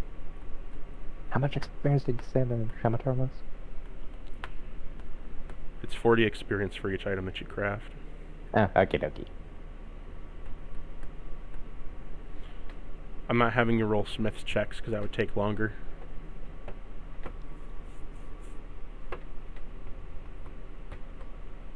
Roll me another 2d20. Let me apply the new. Wow, that was ludicrously lucky. Holy shit. What'd you get? Do you know how much my Smith's Tools XP requirement is going to be for this next level? It's increasing by 2. It's going from 184 to 186. Nice. Yeah, and then level that up from 4 to 5. Boop. Okey-dokey, and immediately open up the editing again, because I know that's going to happen. How many levels do you have? I'm level 5 with the, for the smithing? Yeah. It's 5 out of 20. So, you do know that each level you get to choose one thing to permanently learn how to make. Forgot that, where did we stick with the Your permanent recipes are a little bit below what you told me. Greatsword, longsword, chainshot. Okay. So you get one more recipe. Hand axe was too light, so we need a sword, which I'm assuming it's either a greatsword or a longsword, which I already have both. So what else do you want to learn how to make permanently? The axe, because that's the last thing. What kind of axe? That's what I'm trying to figure out. Can I, like, in character, can I get another look at, like, the fire genasi? Like, does it look more the like door's battle open. axe, or, Roll like... me a investigation check. Okay. We'll try and see whether or not And this I'll guy's... give you some guidance. Okay. Negation. How about Wing Bomb? And a D4 for guidance. 17. Great axe. Great axe. Okay, nice. So, if you will kindly add great axes to the Yep. perma recipe. And yeah, I'm just going to make, you said they're holding it two-handed. Yes. Like, how far down are their hands positioned? For the sword wielder. Sorry, forgot to clarify that. For the sword wielder, like, how far down are their hands positioned? Is it like really far down, or is it like waist height? It's pretty far down, like it's holding it like an attack ready position. Or, wait a They've minute, got think their about it. hands Okay, right near their crotch, and they're going like, "Hey." Okay, it just occurred to me that, you know, they'd probably be holding it like blade side down. Like, either way, I think, you know, like whatever their posture is, I'm pretty sure my character would deduce like whether or not it's great sword or long sword. It's a great sword. Great sword, okay. So he's gonna make a great sword and he's gonna make a long sword. So do you want me to do rolls for that, or roll me a smith check this time? Axe, yeah, great axe and great sword. Smith's check. Okay. 2 smith's checks. Duels good. That's a 20. You make the axe. And a 21. You make the sword. Nice. So you just see that Cordova has been grabbing like rock and stone from the floor, and he smiths it into an iron weapon. Probably, like, I probably over a like campfire. Try to make it look, probably try to like make it look a little fancier than that. You know, dude. There's plenty of bone around, right? You know, people do like bone handles and shit. Yeah, I'm just saying that you're over a campfire smelting a sword. Yeah, no, so some real like Legend of Zelda Minecraft type shit.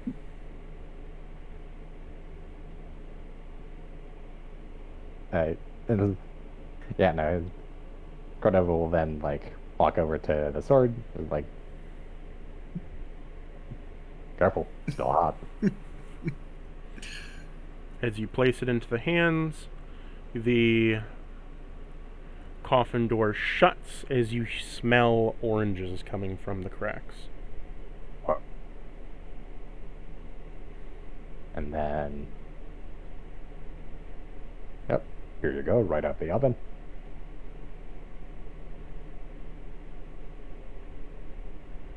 Put the great axe into the... As you put the great axe into the hilt, the fire begins to heat up and burn a little bit. You take 2 fire damage, well, and it goes shut, smelling of charcoal. Wow. And then, right, and what was... Lance. Okay, so where's Lance's placement on that?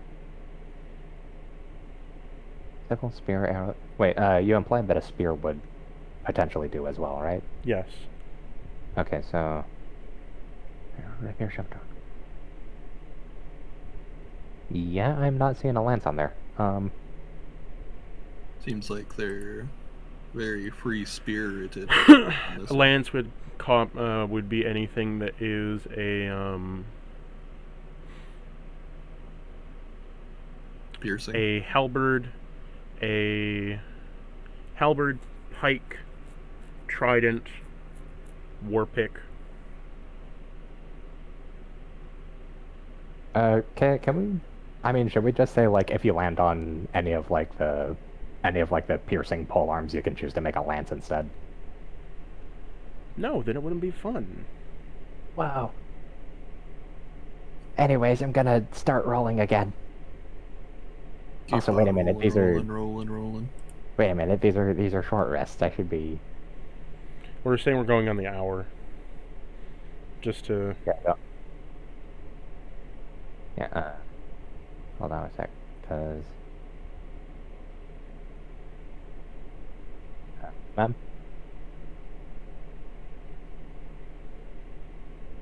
Wait, okay, so how many...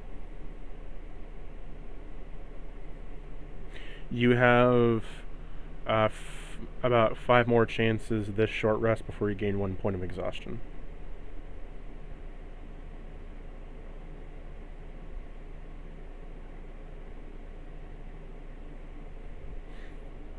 Since you're working tirelessly through the short rest.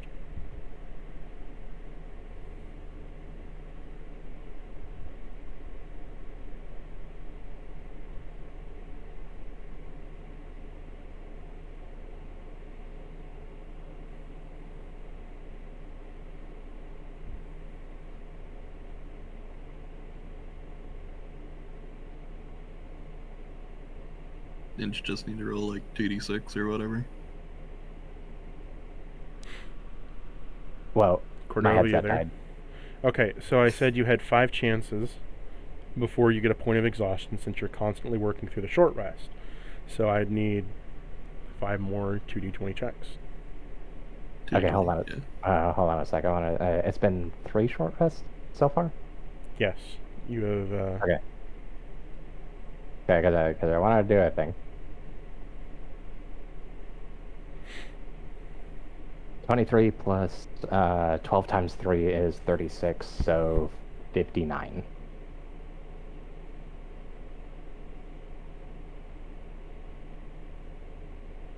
What'd you say? I was calcing like proccing second wind with every short rest to heal up. You could do that. Yeah, I just rolled it. Okay, so you said 5 more 2d20? Sorry, 4 more 2d20. Boop. 25. You made leather armor. Wow.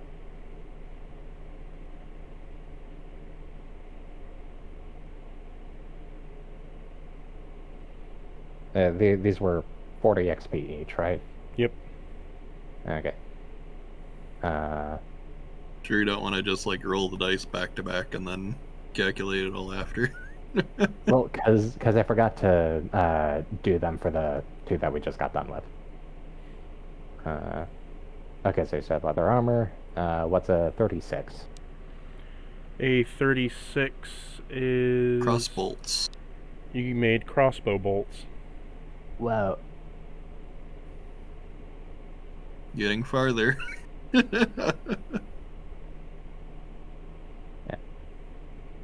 The third one.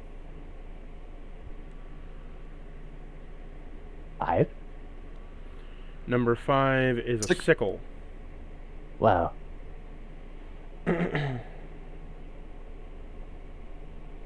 I mean, that's pretty close to a... No.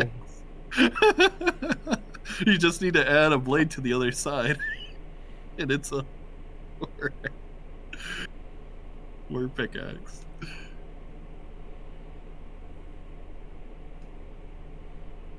Or 19. 19 is Rapier. a rapier. Wow. I mean, it is a piercing weapon.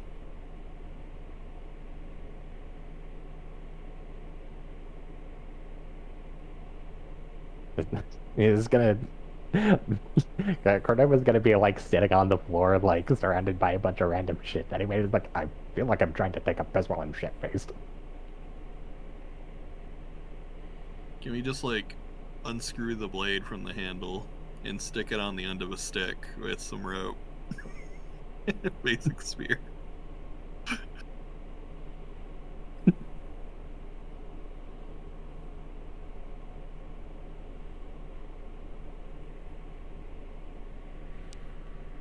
No. Keep rolling. Okay.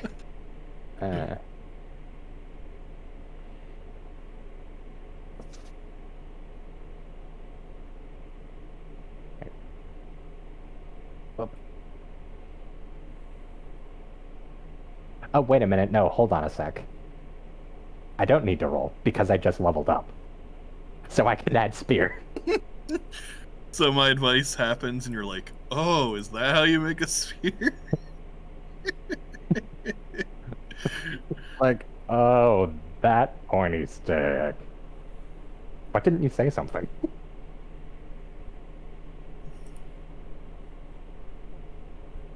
Like, oh, you wanted a spear? Okay. Yeah, that I can do one of those, no problem.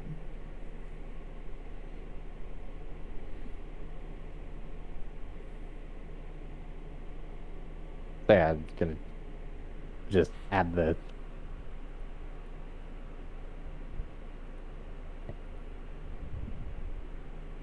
You add it to a thunder elemental.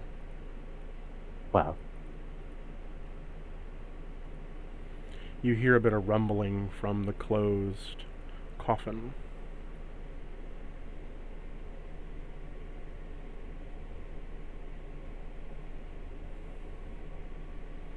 So now we inspect the torch.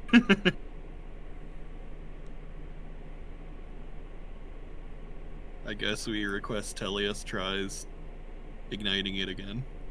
She tries to ignite it with a firebolt, but again, it snuffs out the flame of the torch.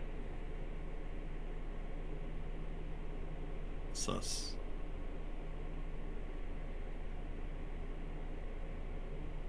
Can I minor illusion a flame?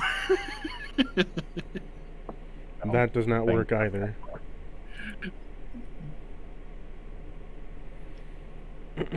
Minor illusion the heat of the flame so that it thinks it's burned.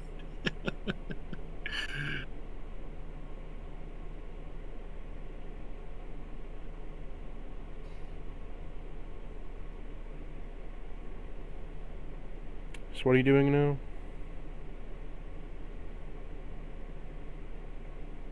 It's just saying minor illusion the heat of the flame so that they think there's a fire in there. Again, doesn't work.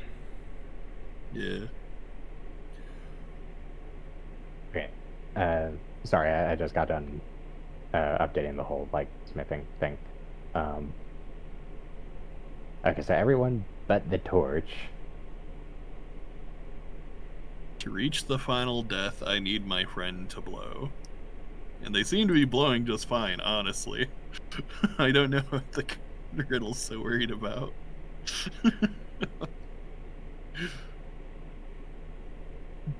I take it we probably like try this a handful of times. Man, this blows. Doesn't do anything.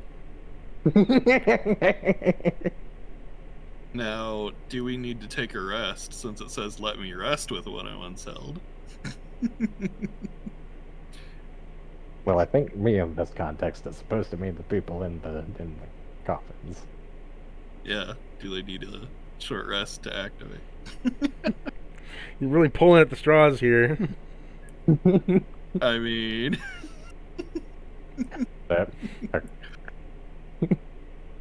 Okay, question. Yeah.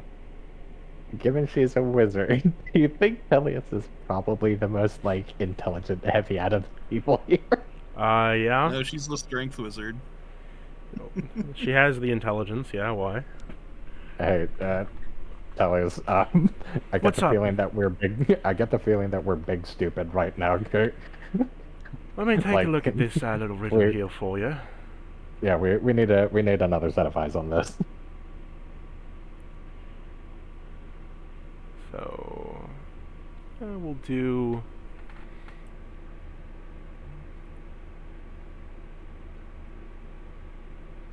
Fucking nat one, their eyes cross. Nope, never seen anything like it before. She I never has learned to read. Yeah, that was more Skeevnar's fucking MO. Just like, Skeevnar, have you seen anything like this? Nat one. Every single time we tried to ask him something out of combat.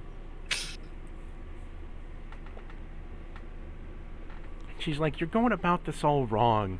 She snaps her fingers and casts Gust on the elemental of wind while holding the torch. As the wind begins to gust and twirl around, it reignites the torch from the friction of the wind. I think that's how that works, but I'm not smart enough to question it. I swear, like, it is always the rectangle block going into the square hole with these. To blow the final rest to blow air, wind. I mean, they are an air Wind! genus. Why the fuck would I assume the answer is more air? We're already blowing out fires. Well, pardon me. I didn't assume that we counted as friends. Oh my god. I was like, oh, when we saw this, they're gonna wake up and they're gonna blow the door open or something. You're telling me all I needed to do was lean down and blow on the door. Yes, because what happens when the torch goes out or when it has embers, right? You blow on the embers to get... God. You blow out birthday cake, so I don't know. I don't think this is it. To be fair, given the intelligence spread amongst the two of us, I think that was perfectly in character. I only The got door- like a -1, I think. The door I have a creaks +1. open. Yeah, I got a -1 in intelligence. I'm not that bad. Yeah, no, and I have a +1. I'm saying, like, for an intelligence dedicated thing, like, in character, given the intelligence spread, I think that was perfectly in character for us. Another... Perfectly average commoner. There's another bit of intelligence. writing on the door. Okay, what's it Elias, say? you wanna bequeath your wisdom to us here too? Because if I remember correctly, these were written in Arakakra. What do these say? Speak into the lock or beak gone. Speak into the lock or beak gone. I was gonna lose it if it just said an Arakakra push.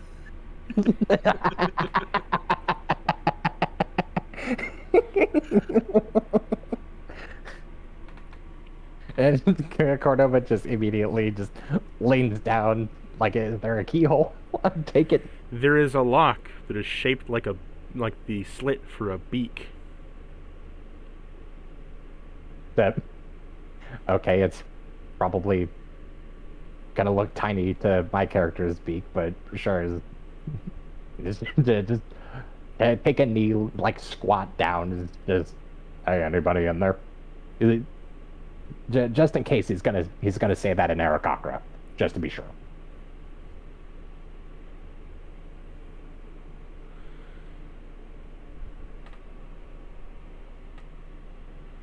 How about an open? As you speak into the lock, the door, you feel it budge a little bit, and then another word appears up on top of the lock. In Arakakra. It's a 4-letter word. Nope. Okay, Push. what kind of 4-letter? Last 2 letters. Push. Gotcha. It says push. He just pushes the fucking door open. You push the door open to see another tomb, similar to the one you saw before. Okay. Who's buried here? Apparently everyone and their mom. Counter argument. Apparently only 2 people.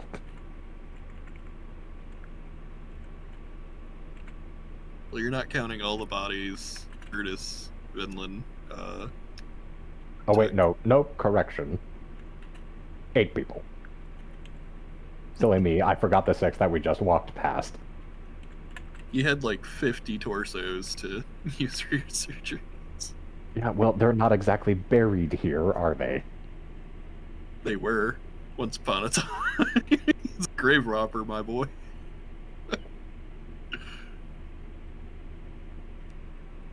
And then there was the pile of bodies that we found Telios in. And then there was a similar pile back in his old office. You see Oslunot, Nocturnus, King of the Gale. Whoa.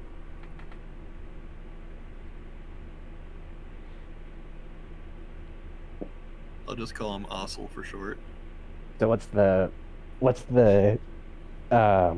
like Last Awakening and like Last Awakening versus current date gap look like for this one? I assume 20 again. Yeah, There, the instead great of one. being a last awakened, there is a date to be awakened on. Oh, so okay, so this one hasn't been awakened yet. And it's been 20 years since he needed to be awakened. Holy shit. Oopsie doopsie. Well, he's extra young now. Well, okay, maybe possibly You think he's past his expiration date? well, maybe want to find out. Okay, how do we open this bitch? Maybe he looks 20 years younger. Wouldn't Gonna- be that bad. Gonna look around and see whether or not there's any particular directions for like waking these assholes up, or if it's just like just open it up. You see that on the tomb, right? Like before there was like the wake up procedure, like on the other one was like simply that you had to activate like a ruin. On this one you just see like a talon, like two holes, like three holes, right, that look like grooves for what would be an Aarakocra foot. But it's big. It's like one of those trash cans you step on and the lid pops open. That, okay. Just gonna, Oddly enough, it's about your size. His size Why or my is- size? why is this my size? Okay, well, gonna wakey boy. Oh, these inscriptions, they say to open the tomb, you must take off the lid, add water, cook for 5 minutes, stir again. I'm gonna just The tomb opens where you see some magic light up as the wind gust bursts from it as it ricochets the top of the tomb off, smacking it into the wall. And out climbs an enormous Aarakocra. The boy king of the gale. whoa. You big. Hi, so you gonna kind of like lean back and look down at the side of the tomb again, like look back up at Oslunot. Is like, you okay? We thought this was a couple decades past due. You see him step first out of it, as his legs are much longer than his torso. His arms, fully clad in still the armor that he had, his wings and his feathers are multicolored. His feathers are mostly light white with a bit of gray mixed in between, and his back feathers of his wings are a myriad of different oranges, reds, blues, pinks, and greens. And so as he lifts up, he takes with him his war spear, Dang, picking it up. only we had that spear before. He looks over to you as he doesn't shift his body, his head just kind of turns to you as it looks like he's very much an owl type of Aarakocra. This bird is made of bird. As he says to you, "Yes, I am awake now. So, so, my dearest friend, why have you awakened me?" Well, for one, just read this date on when you were supposed to wake up, and it's about 20 years past that. What, figured maybe leaving you here might, what battle have you awakened me to? So you know that Oh, seems like there's one coming up. You might need to work the rust off for with the second coming of a great Lich King. Yeah, you know the Lich For that, I see. yeah, he apparently isn't completely sealed away. So, For I am gonna have only to awakened when war is upon us and battle is needed of bloodshed.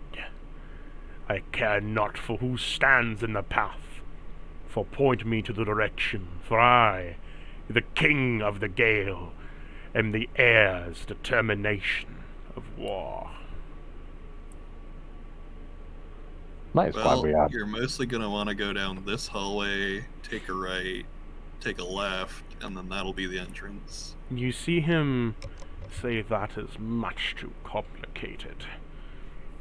As you see him kind of draw a circle with his spear in the air, where it creates a ring of wind that expands a little bit. He squats down as he expands his wings. Is there anything you wish to say before I depart?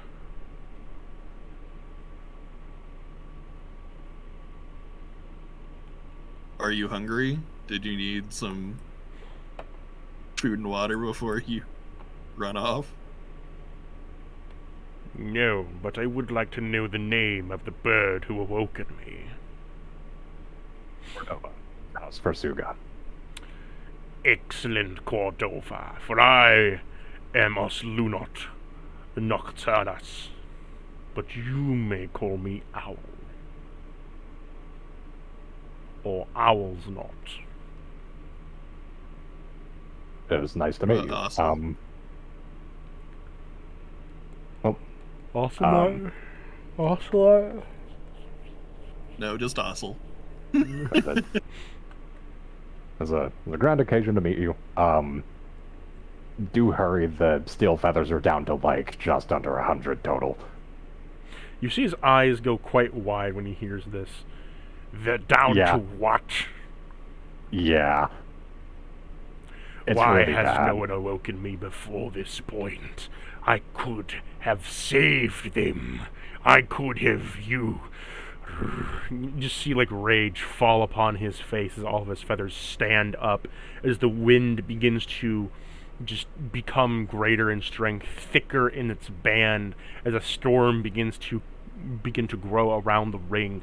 Dark clouds of thunder begin to propagate out of it. The cracketing, deafening roar of what appears to be cannon shot echoing through the chamber as the thunder roars from it. We just got here. I'm not a steel feather. But yeah, you should probably move. Then what tribe are you from? Have you said that, like, Cordova isn't from a particular tribe, or...? Let me look at my notes again. I think it was born into, I think it was born into, what was the story here? Like, born into the ruling family of the entity that the tribes eventually broke apart into.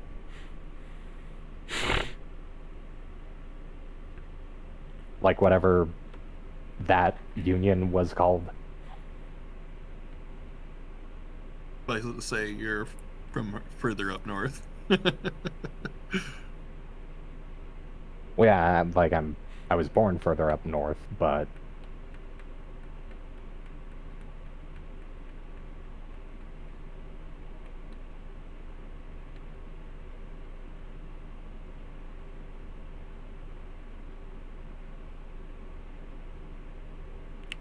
Rereading it. So, there was initially the tribe, it was called the Silver Feathers, or Olgar's Silver Feathers, right?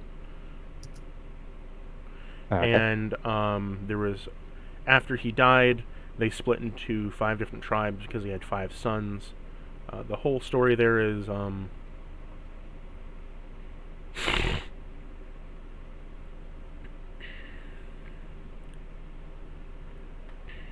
So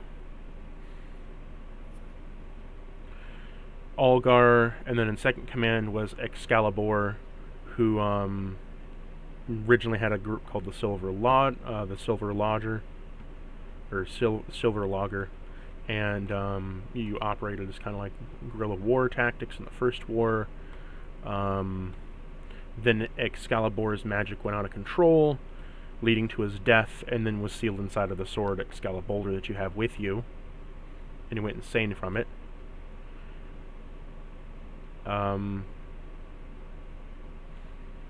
Algar died in protection of his 5 sons,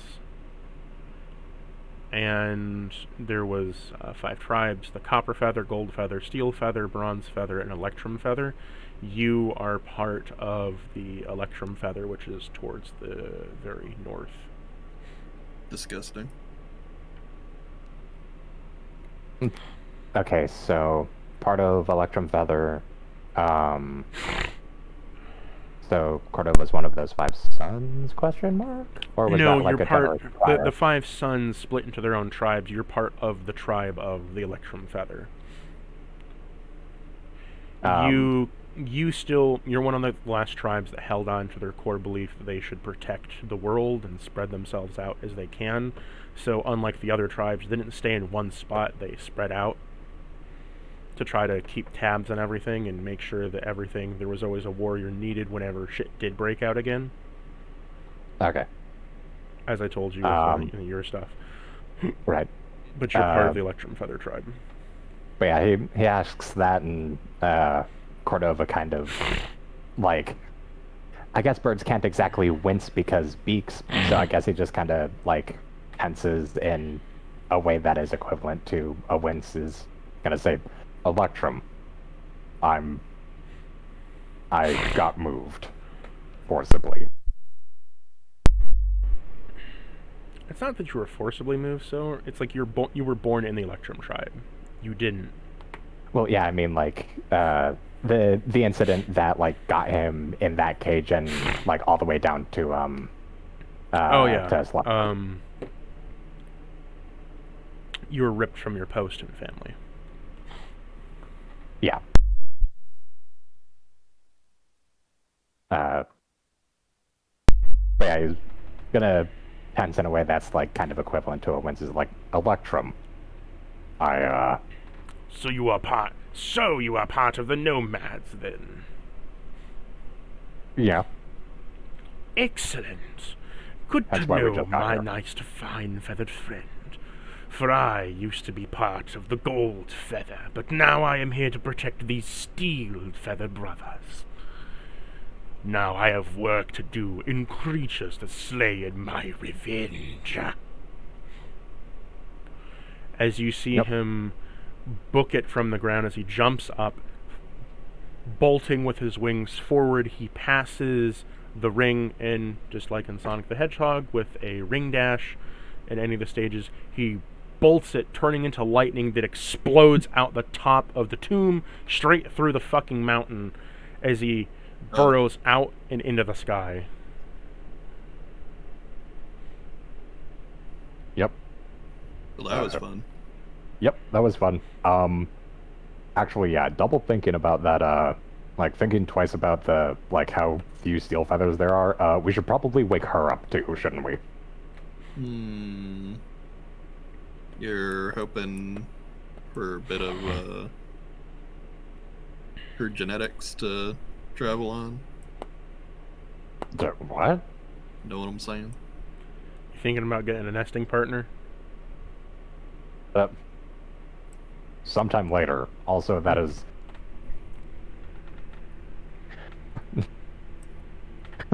No, not right now.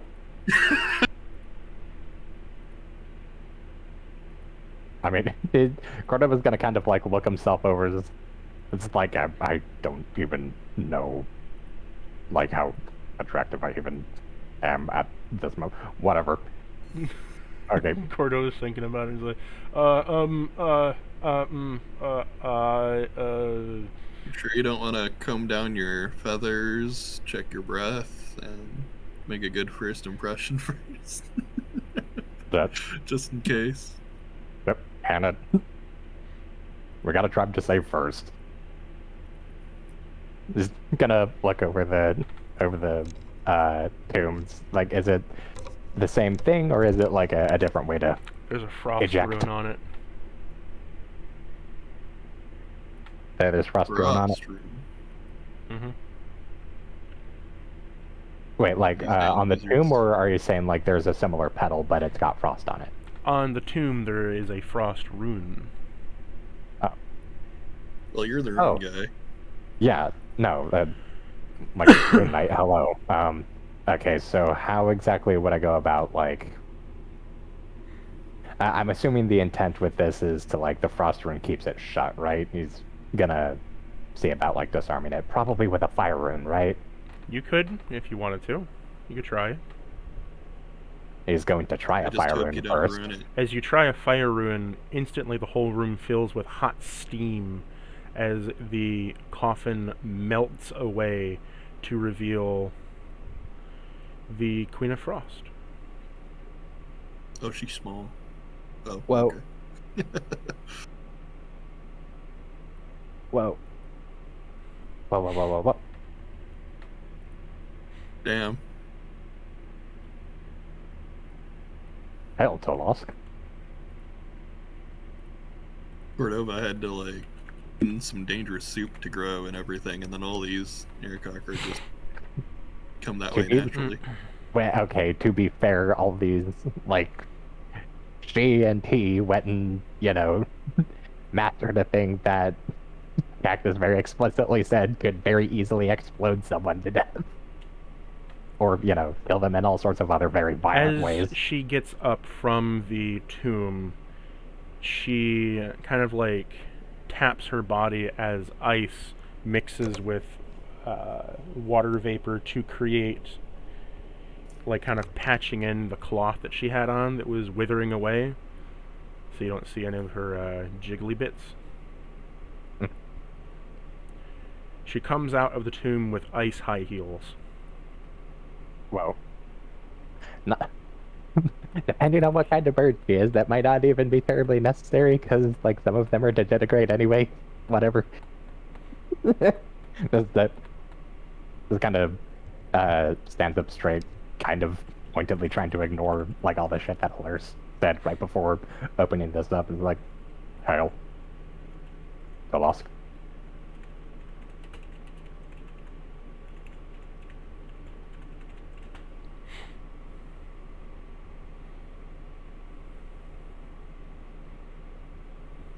I am Cordova of House Versuga. Trying to find the type of bird she is because I have it somewhere in my notes. Wow. Well, you do that, continuing our conversation from before about how they must have grown this size because they mastered an element. Are you saying they're like balloons, and if we poker a bunch of frost is just going to come spilling out? I wasn't saying that. Okay, so here's the thing that I figure, right? Here's the thing that I figure, right? One of the ways that Cactus pointed out, that creatures could, giving creatures could potentially get very big would be to grow very old, because as time passes, magic kind of like builds up in their body, right? That eventually makes them bigger. I figure that would, such mastery of, major elements and such that they're describing that would otherwise very easily kill practitioners trying to learn the thing, would probably accelerate that on a similar axis, right? Hyacinthian macaw. Hyakin macaw. Fucking whatever the bird's name is. Put it in chat.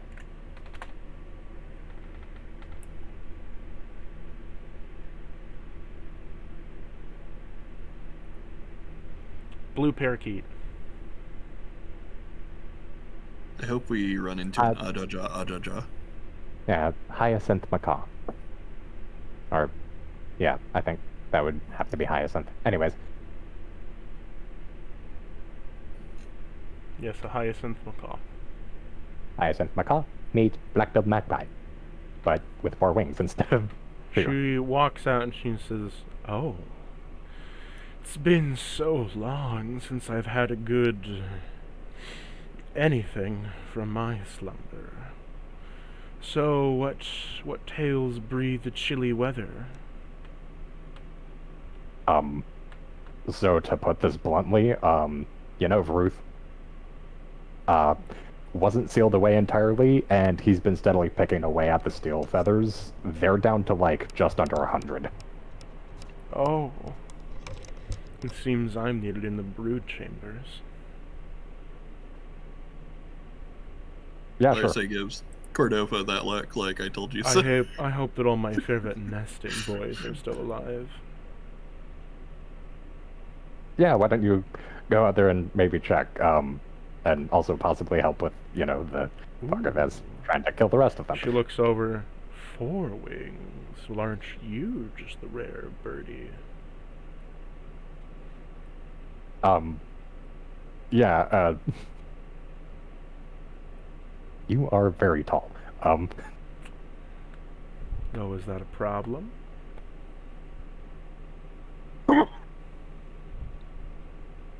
Anyways, we have fires to put out. Nice meeting you. Very nice meeting you. She just kind of like puts a finger on your chest and says, "Be a good boy, and if you come to see me, I'll make sure that I don't give you the cold shoulder." I'll remember that. She gives you a kiss on the cheek before turning into a bit of mist and slipping between the cracks in the walls. Yeah, no, and now it's Cordova's turn to have the feathers all, like, fluffed out and ruffled.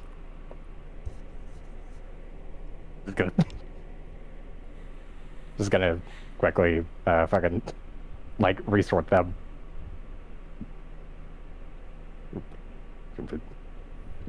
What's the matter, Cordova? Liking your muscle mommies? Gonna point at others. Not a word about this.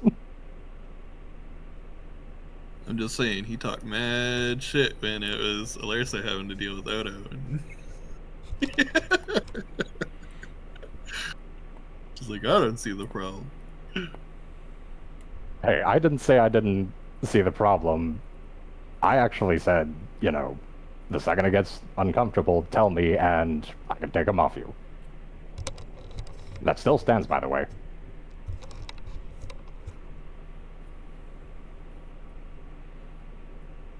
Just making sure that we're not...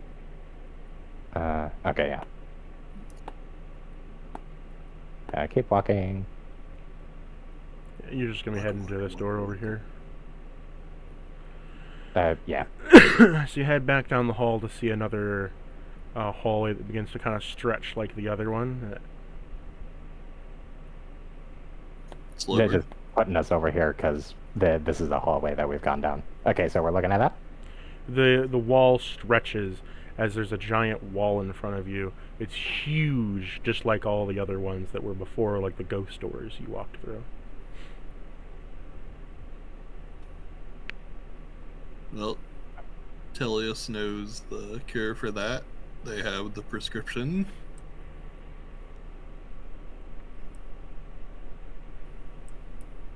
I request that they amaze us with their powerful magics. What do you want Tellius to do? They were casting like knock or something every time we ran into one of these doors. Arcana check. She just kind of pokes the lock with an arcane spell, and it pops off, revealing to you a large study area. There is a upper floor here, with a lower floor down here. Staircase. Behind here, there's like papers, drawer, a bunch of barrels, a bunch of knocked out stuff that's been ransacked. The stuff below is there's a chest with a guy near it. It's been long dead. Long dead, you say? Yep. Well, I have the cure for that one. Whoa. Okay. Mustn't animate dead on there. So you animate the dead. Now what? I mean, presumably they're no longer blocking the chest, so I can open it.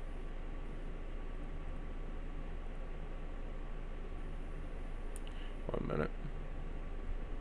He stands back.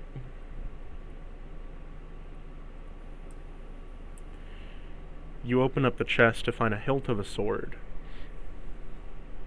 A hilt of a sword. Yep. Oh, just the hilt? Just the hilt. Hmm. Hmm. You could swallow it, and then you could be a sword swallower. Well, Do you pick it up? I know what happens when I touch items randomly in this campaign. no, fine. I'll pick it up. I'm Yeah, basically you have swords anyway. I'm basically the trap bait, so may as well pick this up. Well, you're the sword bait.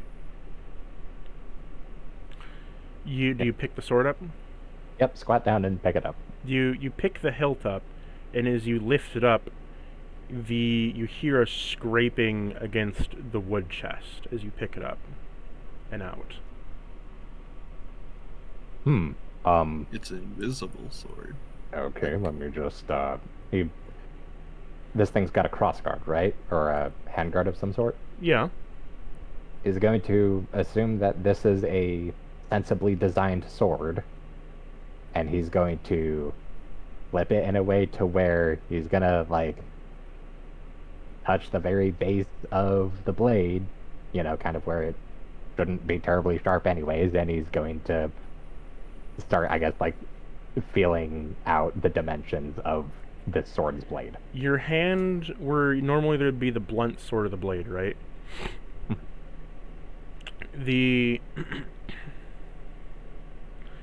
You normally have the blunt sword of the blade, you feel it out, and because it's a single edge, not a double edge. And Okay. you don't feel anything, your hand goes right through it. Ah.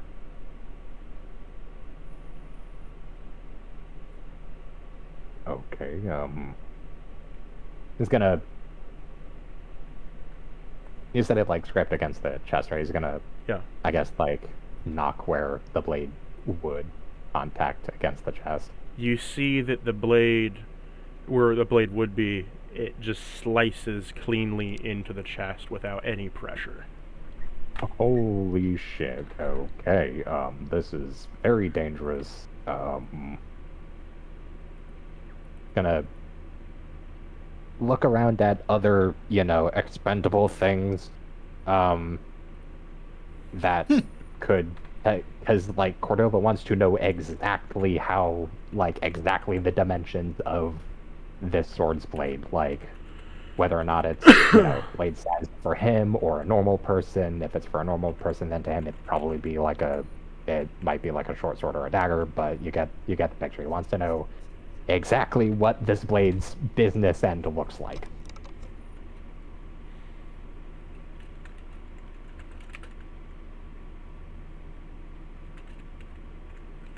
I guess,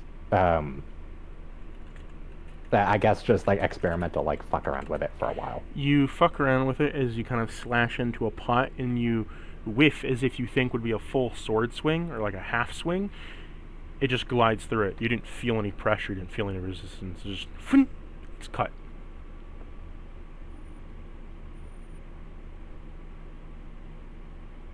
It looks to have the reach of a longsword, and you go to like kind of like set it down as it kind of like touches stone, and it just cuts right through the stone.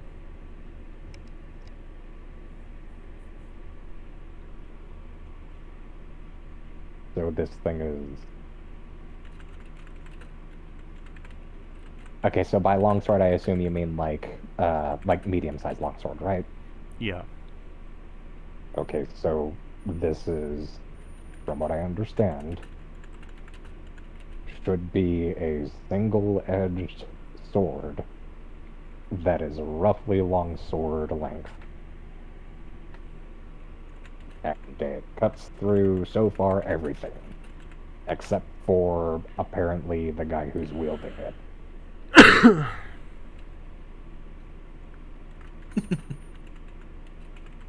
Mandatory. How are you so sure? Prove it. No. I will not do that.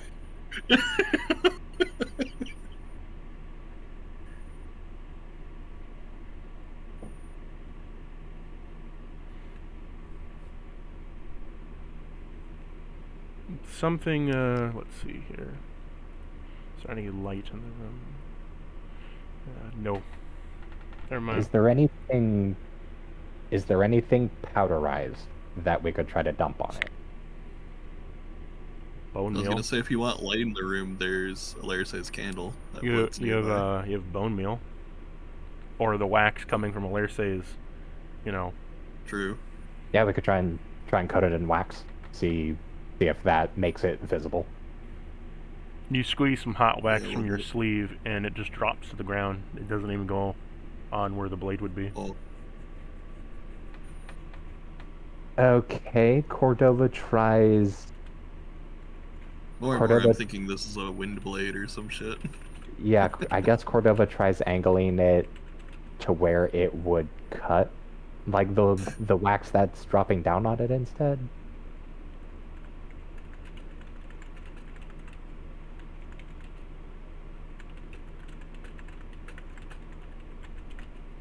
But yeah, I take it you're probably writing up its stats and such.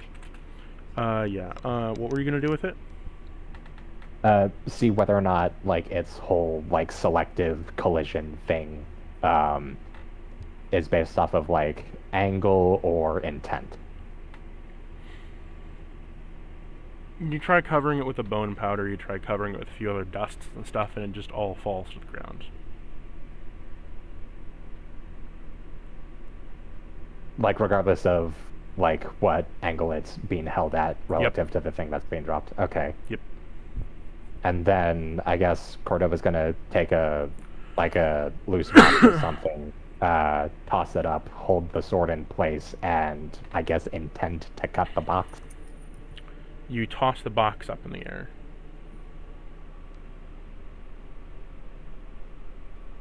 Correct? Yeah. And As then you toss like the put box up in the air, you try to slice it, but it just bonks on your head instead. Okay.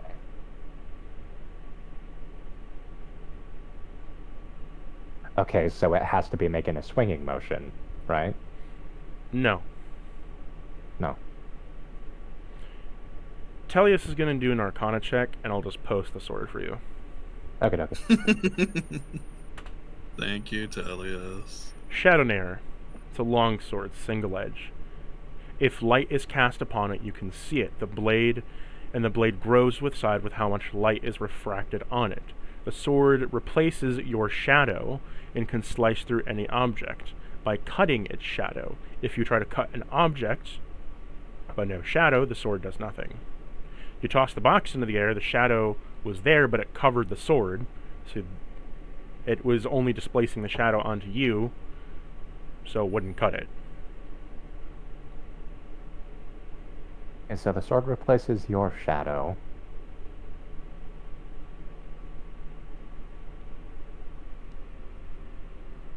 Oh. Wait, okay, so... You're cutting the shadow of things rather than cutting the actual thing. When you cut the shadow, it affects the thing. But if you cut the thing, not the shadow, then it does nothing. And if you're in complete darkness, it also cannot function as you're being enveloped by the shadow. There is no shadow. Yeah. Okay. But if there's light refracted onto it, the sword grows bigger, and thus it can cut more. Okay, but I guess... Would that technically mean that there'd be a way to... Like, with the way shadows work, you know, if it's, like, too high up off the ground relative to the light source, or if it's, like, omnidirectional light or something, that would also cancel it out. Like, too much of either would do it in. Too much light cancels it out, too much darkness cancels it out. Okay. Alright. Good for striking foes that you're not near, because if there's light refracting off, you don't necessarily need to get up close to strike them. Okay, and when it says the sword replaces your shadow, that means, like, if you're wielding the sword, you don't have a shadow, it's just the sword's shadow? It becomes the sword. Your shadow becomes the sword. Okay. This would also make it so you can't do, like, shadow blades, or, like, the spell shadow blades, or you're able to fade into darkness or stuff like that. Those kinds of abilities. Because they need your shadow or darkness to proc. But your shadow's stolen. You don't have one. Right, and it also renders it outside of, like, you know, potentially really magical fuckery. That means it should be incredibly safe to wield for the wielder. Yeah. Now, if someone's up on a higher floor but in front of the light source, so their shadow's projecting real big, and I just put the blade into their ear, can I, like, slice their ear, or is it going to damage them properly like a sword should? It'll slice their ear. Gotcha. Okay. Just like point of damage. You got a little cut on your ear. You also might cut through their skull and sever their neck. I think I'll want to keep this to use. Should I bother to, like, write down a separate attack for it, or... No, it still functions like a longsword. You'd only use it single-handed, though. So I guess in that case you might want to put it down as a short sword, maybe?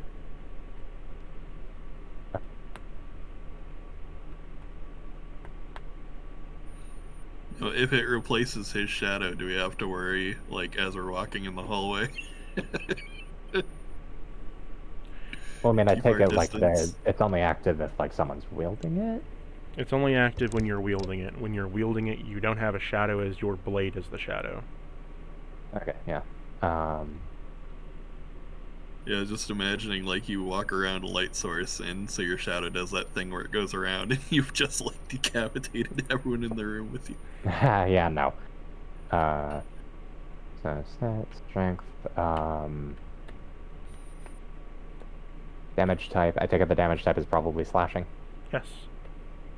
Okay, It's slashing. everything's normal about it. It's like a short or a long sword. Everything else is normal about it. Just the effect of the blade is the shadow gimmick. True. Okay, so, like, it still deals the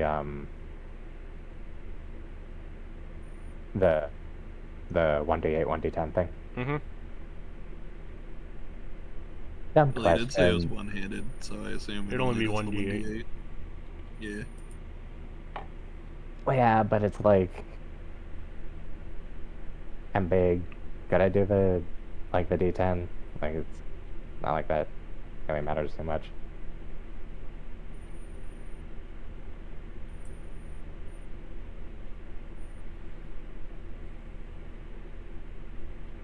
Yeah, new I'm weapon. having trouble adding the... Oh. Okay, apparently it... Okay, so it's gotta be d8 then? Yep. Okay.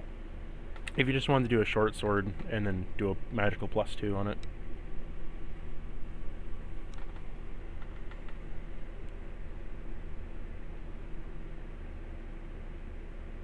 Oh, but it's got a +2. No, I'm saying that if you wanted to not have to do the long sword divider of the d8 and the d10, you could just do a short sword +2 to the magical damage, not a +2 short sword. You know what I mean? Really, doing Will a it have a long different sword would... result? Like, 'Cause, doing a long... Yeah, also that, but also... Like, doing a longsword would... Like, it's just a little bit of a thing. Like, I just, like, shove that in the inventory to break down for later. Because the shadow hand axe is also probably going. You don't like the shadow hand axe?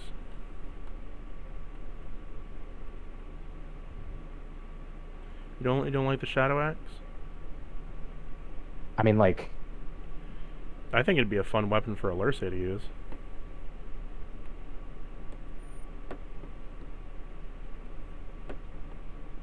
where's the shadow index again?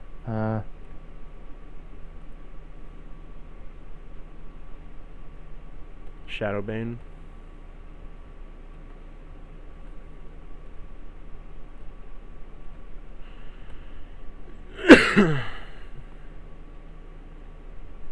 While you're worrying about that, you said there were like some notes. Yes, there are some notes over here. And before we continue, unpause. So you're going to demolition your man way through this? Probably. Oh yeah. Roll me a strength save.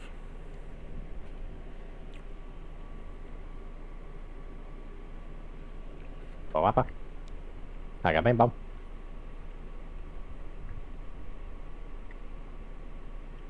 Uh, 20?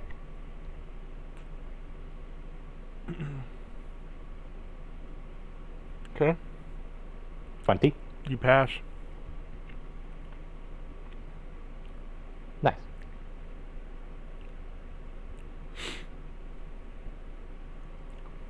So how far in did you want to go? Did you want to go to this room? Well, I was gonna explore the little spot first.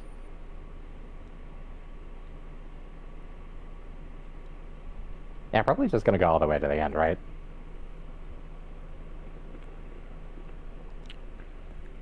Yeah, I presume you're taking the easiest path to the main room. Oh. Just walk all the way through. So you would have How'd you level? gained breaking down walls, pushing things around.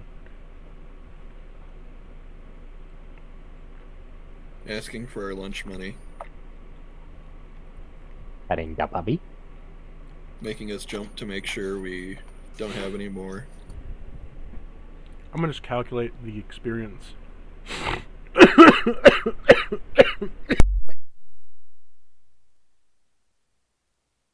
No, Cactus, you can't. It's taking too much of a toll on your body. Man was not meant to do math. My body heavily rejected that. Fuck. Oh, fuck.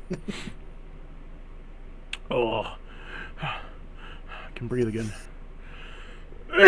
No, I can't. No, fuck.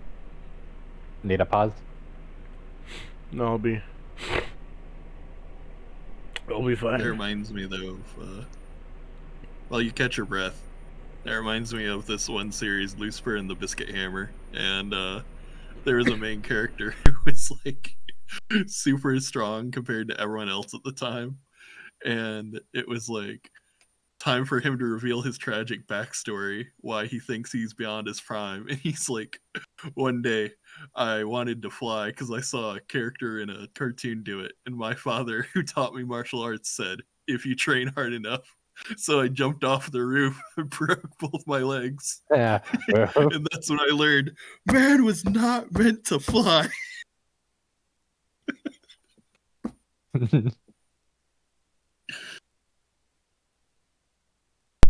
Crushing the walls in that hallway, you gained 8,200 experience.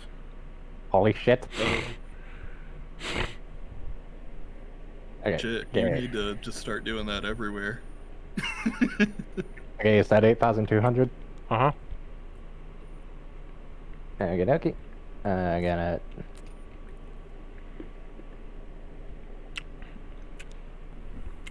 Maybe we should take you through that thin hallway from before after all.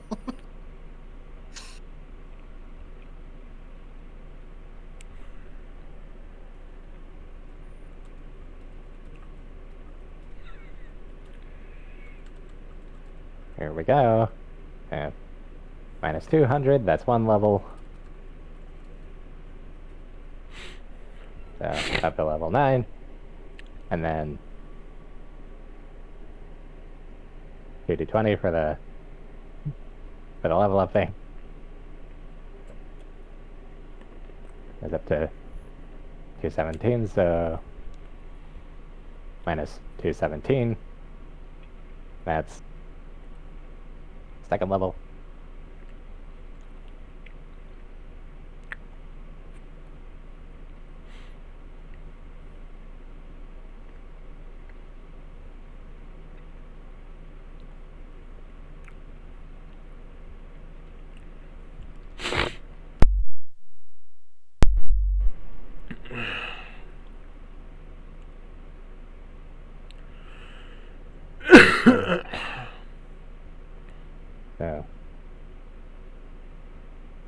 235. So 7,936 minus 235.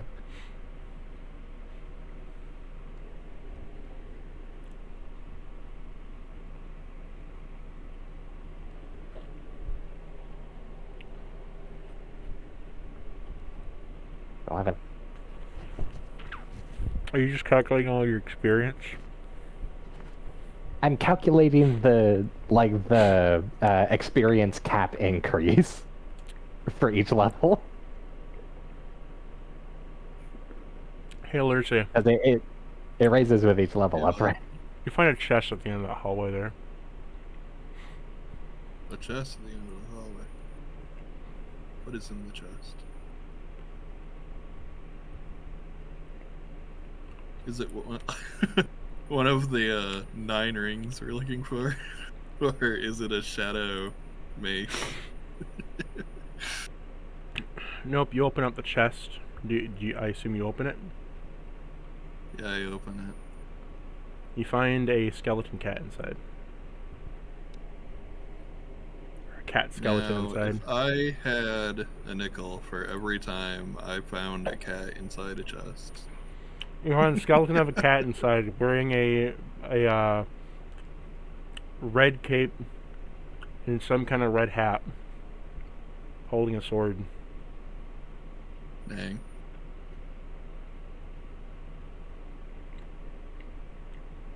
This is what we in the biz call foreshadowing.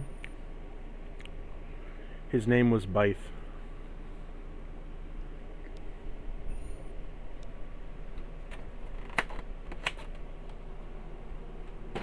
Well, animate dead for now. Doesn't work. Well, guess we gotta place it in the bag of colding to keep it fresh. Roll me a Constitution save. Alrighty, we're great at this. As you touch it. 7. You're knocked to 0 HP and you're unconscious. Now the death ward triggers though, right? You get back up with 1 HP.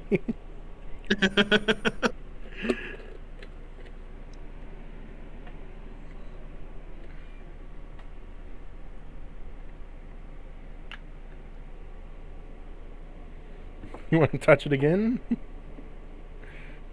I mean,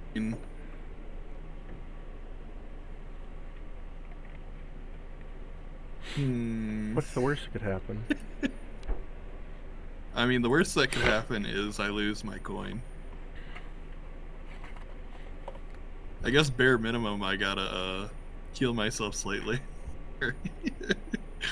So that I can be reduced to 1.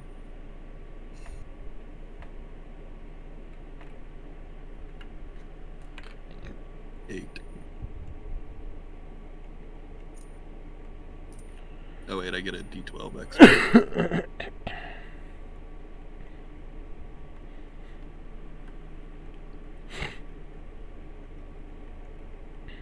Cactus, that count as even an ally from dying for Dodo. Sure. My first level.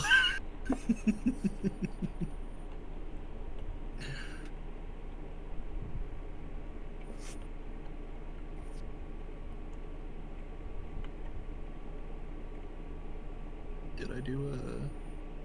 Yeah, I did do an auto count.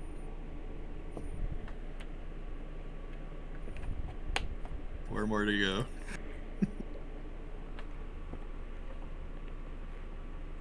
So I guess this time we try... Odo says to you, "Oh, congratulations, my dear fair maiden, for you have given me the most just reward. As you are on the quest now for my fantastical power, and I can feel it coursing through my veins. Oh, thank you, dear Learse, for I shall say upon the saints of the earth that you have done it. You have gone past the oath of man to heal your friends and give them just reward."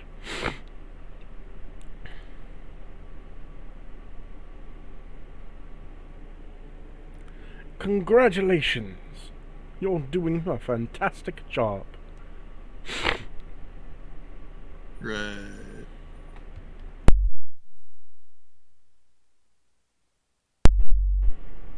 We'll just cast a casual bless there for the next save we gotta make.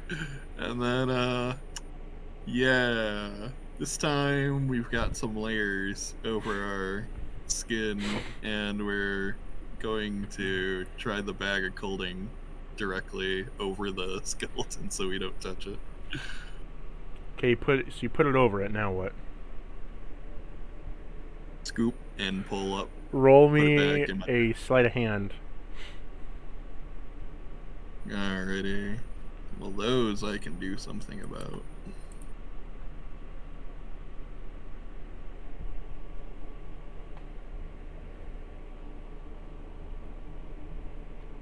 Dirty 19. You managed to slip it into the bag.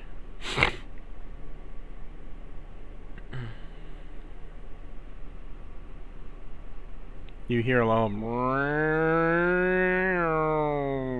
come out of the bag.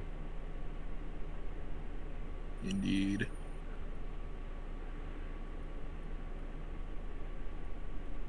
Couldn't agree more. Okay, Cordova, you come to a room full of purple crystal. I'm like just over halfway through calcing. Oh, Jesus Christ. Yeah, no, like rolled like experience requirement gain for every level up was maybe a bad idea for like math XP like this. Yeah, I know for the one I do on Sunday's game, it's just add 100 every time.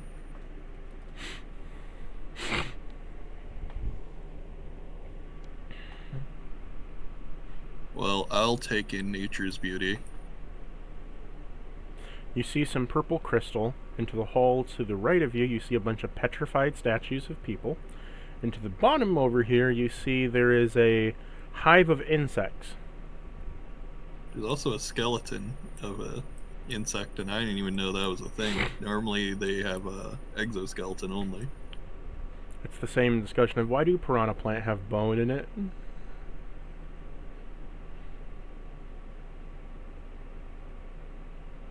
Okay, almost done. Okay. Just like Well, 3 I'll more speak levels. to the bugs. Because they're considered small beasts, you said.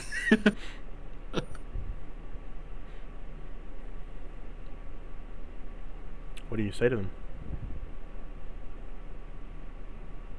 They will come bearing food gifts. It says to you, we crave wood. Would you say?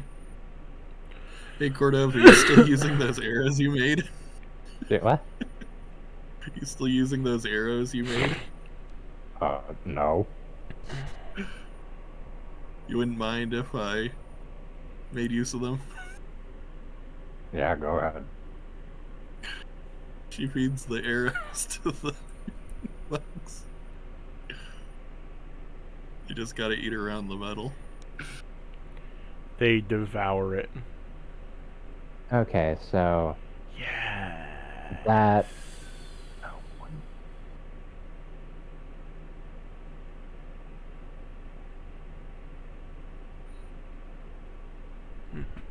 Mind if I take your friend's skeleton there? that hallway leveled up. My kaiju leveled 21 times.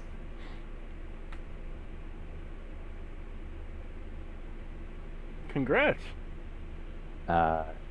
And the new and for experience I am sitting at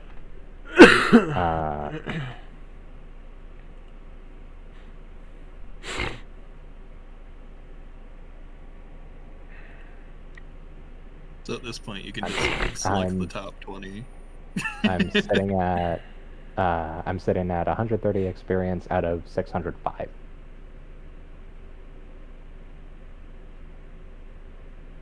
Also, what are you talking about having to roll for increasing your max experience every level for Kaiju? You just increase it by 40. That was...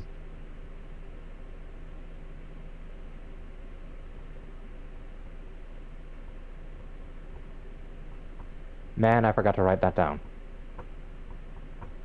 I mean, we're still going to keep what you have written already, but what's your new XP cap max? 605. What's your level out of 100? 29. Hey, congrats. Which means I get a +4 to, attacks checks or saves that involve doing, kaiju moves, and that also means my character's unarmed strike damage gets added to that,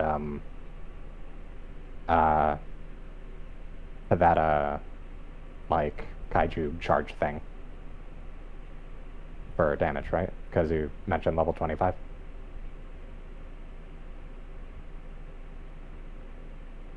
Yeah, at level 25, what you do what again? That kaiju like charge dash thing adds my character's unarmed strike damage. Yeah, level 25. You're at 21. Yeah, no, I gained 21 levels. I'm at level 29 now. Oh, then yes. Okay, now I just need to, try and figure out things that'll beef up my character's unarmed strike damage, because it's still currently a D4 of slashing. But that's for later. Get some martial arts training. What if you covered the max? Would that help? I did, like with this ASI, I did consider getting the fighting initiate feat and getting unarmed fighting, which would, but that specifies bludgeoning damage instead of like my character's native slashing, but that would raise its damage type from a D4 to a D8 if I'm not using any like offhanded weapons or a shield. But the angle that I'm going at with like raising my character's unarmed strike damage for the moment is the apothecary deal, right? Because every 2 levels I can make a permanent potion. The plan is to do Iron Fists with that. Well, do you want to try to... You could try to, make something for your talons.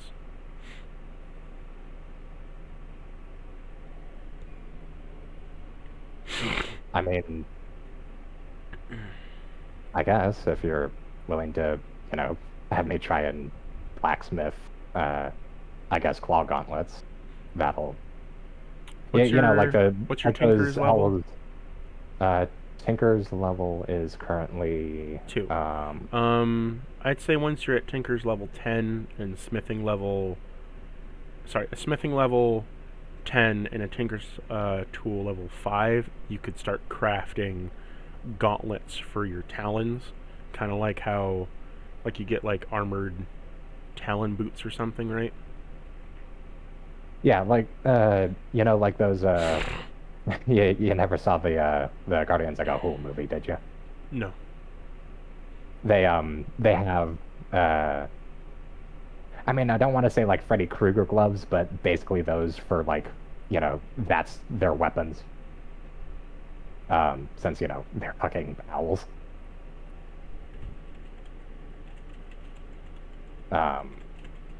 Basically just a glove that's designed to like go over the hands, or in the case of Gahul, like feet, and they essentially just have like metal extensions that. But yeah, could possibly do that. If you're willing to have that be like, I guess. I mean, that would be kind of a weird weapon, but like I've messed around with it before with like other games where it's like, okay, these instead of being like a straight weapon, they add damage onto your unarmed strikes, but Yeah, they're we can talk about that gauntlets. later. They add damage onto your unarmed strikes or give you effects on your unarmed strikes. It's not that complicated. It's just I'm giving you level specifies in Smith's tools of 10 and Tinker's tool And Tinker's of 5 Yeah. to craft them, because they're not a weapon that a lot of races use, even amongst your race. Like, that strikes me as, like, man, the only thing that, like, strikes me for, like, seeing those pop up would be, like, I guess, like, monastic temples, with, like, monks Well, and shit. even amongst monk weapons and stuff, they would rather use, like, magic or reinforced stuff to, like, do it with, right? The problem is that they're not like harpies, where harpies have, like, quick slashes, right? They're like, when they're flying, it's kind of hard to use your feet to attack with, and most of them do flying kicks and shit. So you're already getting slashing, and you're just kind of pelting them with kicks from, 100 feet in the air. Yeah. But yeah, like, I'll focus on, like, I'll try and not neglect Tinkers for the sake of, I guess it would be, like, for the sake of full practicality, I guess it would be a set of boots and gauntlets, but, like, just probably treat that as one weapon for the sake of simplicity.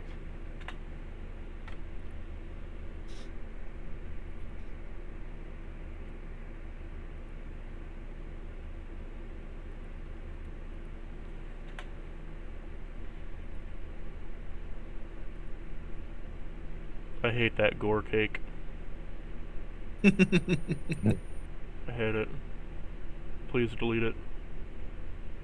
Okay.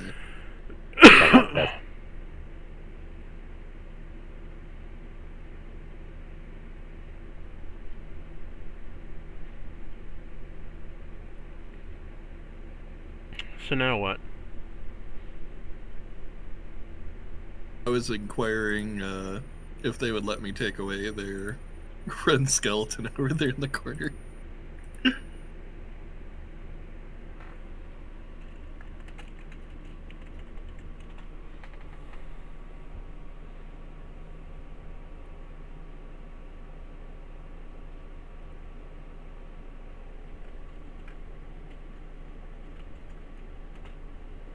People.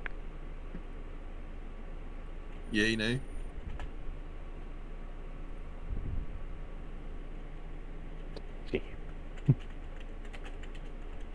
Cactus? Yeah, what's up? Cactus! What's up? I was inquiring if the bugs would let me take away their friend's skeleton in the corner. They said, no, this is friend. Fair enough. Why we ask.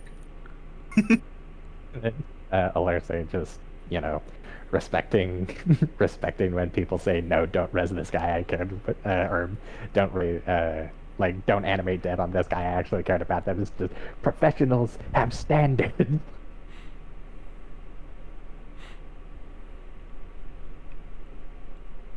Yeah, I remember back when we found out the guild leaders all died, it was like, people were saying, oh man, I bet they're all so sad they couldn't help out in the war. And I was like, well, I could help with that. That reminds me, okay, apart from Bayverse, because Optimus in Bayverse was fucking psycho. One of the absolute things that I love best about, like, Optimus Prime in most iterations is, like, he's not a no-kill saint. He is a war leader. Like, he can and will rip a Decepticon in half if they're in his way. But, like, from what I heard, there is at least one continuity where, like, a buddy of Optimus's, like, fell in battle, and he honored that guy's memory by proceeding to use him as a bludgeon to beat a few more Decepticons to death with. This is just like, here you go, buddy. I'll use your body to kill a few more. I'll say for now, We're gonna end session here because my brain's melting. Fair. Love it.